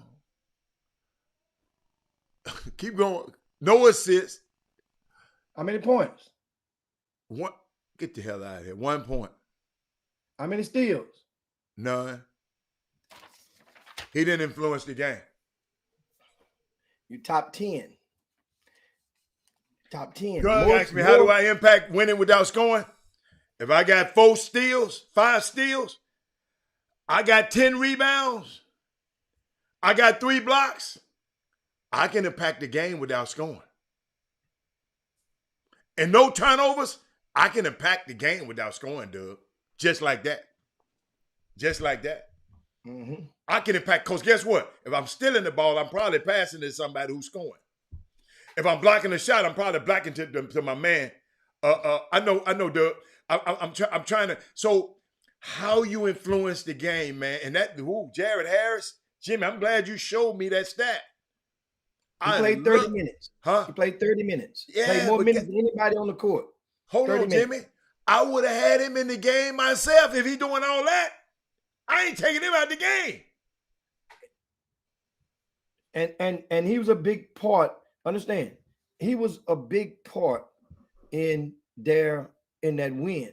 You know, I'm saying he didn't go off, but it was one, you know, and it's first of all, whenever you play on a John Urie team in a platform such as the Spring Icebreaker. Okay. We saw this happen last year.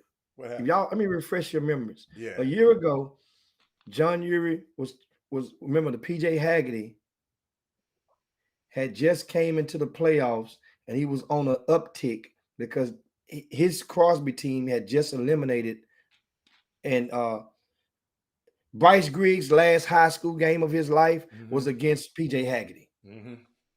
PJ Haggerty eliminated Bryce Griggs. You did. And that was redemption in its finest form, because the year before, Bryce Griggs had eliminated Crosby. Right. And so PJ comes back. He's a much better PJ Haggerty. He's a little bit taller, a lot bit stronger, because he was a beanpole the year before. Not been strong. And guess what? He goes, and I put him against Team Griffin, I think, Nike EYBL team. I put him against the Live On Florida Elite, another EYBL team.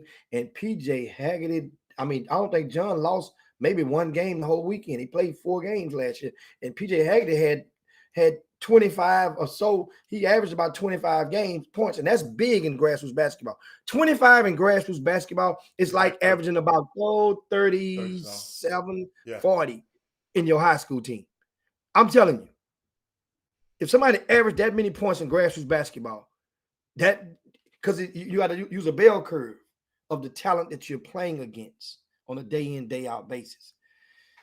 So I would be remiss if I did not mention the one man who had the best stat line, and this is this grassroots basketball season, it has a different meaning for him. Okay. A whole different meaning for him. You know why? Because he's a 12th grader. He has no Division I offers in basketball right now. Right? He has some schools that know about him and is flirting with him, but no offers. And this is the type of stat line that you can go and use the footage for to show you. And I'm going to show you right here in this game, this same game. Look at the young man whose name is underlined. Oh, that's Jackson Field. Jackson Fields. Okay. Now let's go. Let's go on the cross. Okay. 4 14, 8 of 14.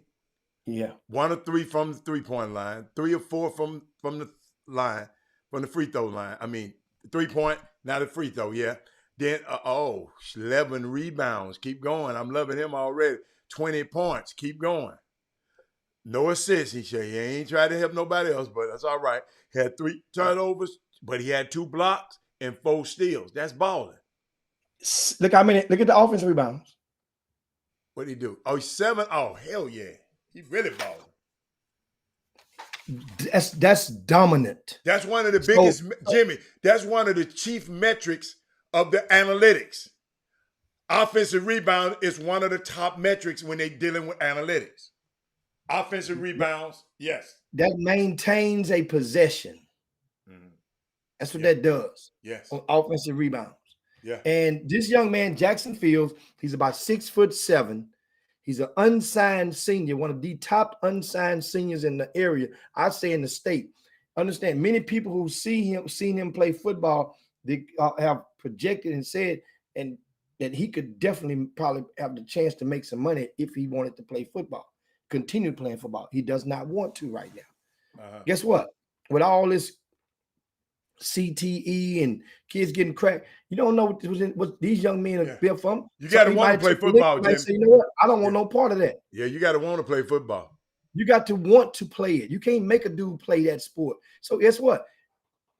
In basketball, he's serviceable and he's good enough, maybe not for the level for which he believes, because once those high majors start flirting with you and recruiting you in football, First thing you're going to probably tell them is, well, coach, man, you know what? I want to play, and I can hoop, man. Look at that's what I did. I want to play both sports. That coach who's recruiting you, you know what he's going to tell you? What is he going to tell you? How to You can play both sports here. Yeah, sure, you can play Sure both you sports. can. Yeah. Remember, I keep telling you guys, substitute the kid for the woman. Wow. If the woman tell you, I want a Gucci bag, I want to go to the mall, I want to go, won't you take me out of town? Let's go party. You know, we'll go whatever. You know what you're gonna say? Yeah, baby, yeah, you I'm can gonna go. get a Chanel bag. Guess what? She's going to, you can tell her all day, show you can get the money. But then in your mind, you thinking, I ain't forget about this money before I get the honey. Oh, yes, sir. But And she thinking she gonna get the money before she get the honey. So it's a cat and mouse check. Ooh, that's not good, Jimmy. I don't like that. But Jimmy, I want to share something, y'all. Jimmy, I did not know, y'all. I did not know that TCU had such a beautiful campus. That's where TSU practiced when they were there. Let me tell you something, man. I've never been to TCU in my life. Oh, my Jimmy, I can see why them kids go on that campus and don't want to leave and sign with them people. Yeah, shout out to TCU, man. I've been sleeping on y'all for a long time. Beautiful campus. I mean, great staff who helped us. And I just wanted to shout that out to them too. Thank you. I forgot all about that.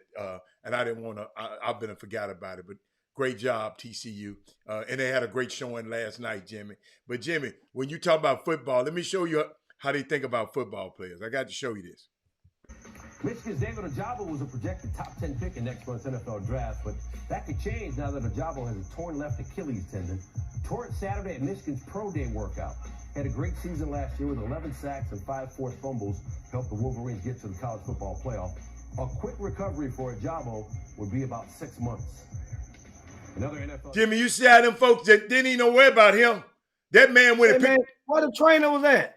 Nobody crying out there. They wouldn't got the football. He worried about the football more than he was worried about the dude. That's how the NFL is, y'all. When them young kids don't want to play football, I understand. Jimmy, that was a top 10 projected pick. Jimmy, imagine if you was representing him. And what you done for him. Coach, you I mean, that's the risk versus reward. You gonna, yes, sir. That's the risk versus reward. Dude just walk past him like, give me the next one. Give me the next one. I had to show that. I showed it in the beginning of the show. I had to show you that. In case y'all didn't see, y'all got to understand, I'm going to find it and bring it to you. I got another one I'm going to bring y'all tomorrow. But Jimmy, let's get out of here, man. I got to go, man. Yeah, I got to go. And of course, Doug just reminded me that when Billy Clyde was in town a couple of weeks ago, he went over to Elkins and he was that's right. He went and saw Elkins at the practice and then he went and saw Ricky Davis Tyree Davis at in their game the same night. And actually Jackson Fields and Chris Johnson came and a couple of other teammates from Elkins actually went over to that particular game where Billy Clyde Gillespie was there from Tarleton State. The next day, Billy Clyde had went and offered reportedly offered Jackson Fields. Now, I haven't spoken with Billy Clyde to see if that offer was a committable offer or not. And I know, I've been knowing Billy Clyde for a while, you guys. I mean, seriously, we've been around the block. But my thing is, if Tarleton State has offered, and right now Billy Clyde is not going to hold it off on the table, and that's your only one, then why would it hurt you to not commit? And then you can't sign to the second Wednesday in April. You could have committed, then you got a bird in the hand. Then you go and play grassroots basketball, and you go play. And know what the school gonna tell you? Well, if you're gonna go play, then we're gonna go recruit some other players. What the hell do you think they're doing anyway? What do you think they're doing anyway? I mean, some of you guys got to really, really, really just think of this and be logical on this. So if you commit to a school, you think that they're not recruiting, that they just stop recruiting? They're still seeking and entertaining. You know why? Because it's a possibility that other players on their team they might push them out. Some kids might want to transfer, get in the portal. So they have to keep pushing with their recruiting efforts. And so that's what, so, man, I can't wait to the Sweet 16, man. I like these matchups. Somebody asked me, Jimmy, do you believe Hayden Winster has a good shot at becoming a walk-on in basketball? I mean, what do you mean a good shot? What Michael Jordan, it doesn't take a lot of talent to become a good shot at being a walk-on. Walk-ons come in various forms and facets.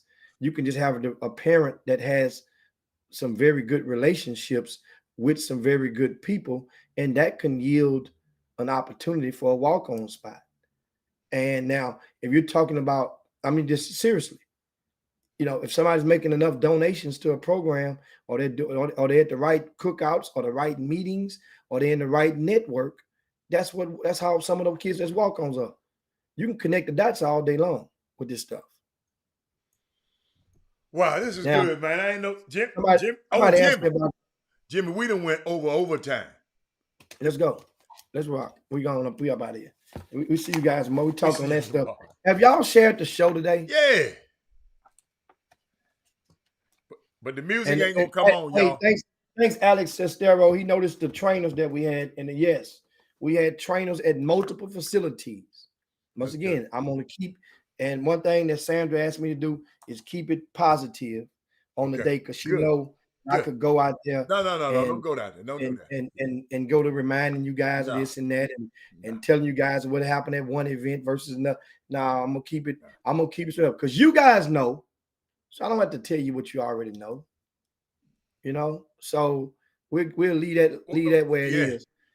And but Hayden Winster, to answer your question, Hayden Winster, if that's what he wants to do, becoming a walk-on is something that a lot of the parents want their kids to be walk-ons for the betterment of the family. Okay. You follow me? Keep the legacy going. We want the kid, that way, for bragging rights on the golf course, for future. The kid get in the game and hit a layup in the exhibition. They're going to use that photo, put it on his office behind his seat in this big cherry wood desk when he's going to work at, because basketball, that's what they want. Some parents want, but the kids necessarily, some kids, and how they raise, you have to buy into that, because you still got to get up at 5 a.m. You still got to go to 2 or 3 a days. You still got to go to individuals. You still got to go to tutors. You still got to do all this stuff, and you are basically a prisoner as far as your time goes. Jimmy, but if you go to the big dance, guess what? You're in the layup line and shooting and doing everything. And Jimmy, that picture on the wall.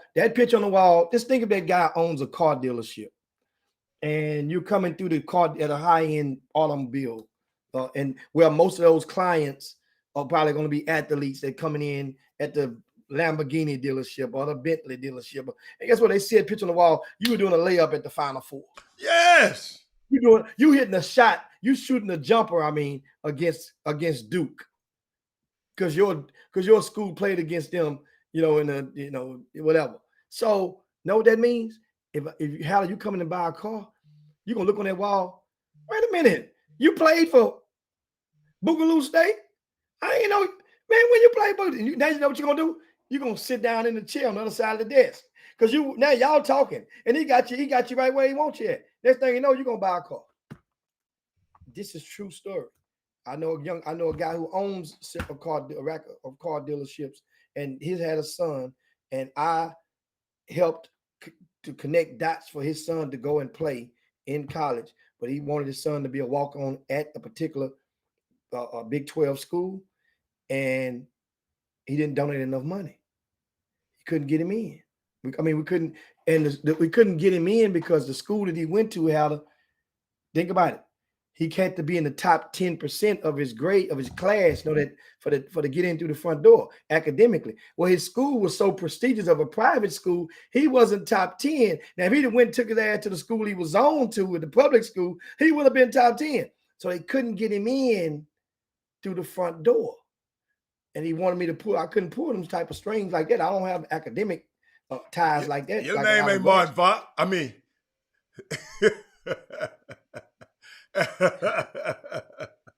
Hey, But no, man, let's get out of here, man. But Yeah, man, we up out here, man. But hey, man, hey, great Doug, job, guys. Thanks so Doug, much. hey, Doug, I'm gonna shout you out, Doug. Let me see. The 4-month marathon is on Doug's Dozen class in May 20th to 22nd, 20th through the 22nd. Doug Dozen. Let's go out there and support Doug Dozen. All right, let's do that. Walk on photo, yes. It looks like a real good story, Jimmy. But let me get out of here, man. We out of here, boss. Man. Yeah, man. We appreciate We it. got guys out here saying they the best refs. I ain't never heard of Jimmy. I'm gonna let my shirt say it. Jimmy, I ain't never heard a referee come on here and talk about they the best ref in the gym.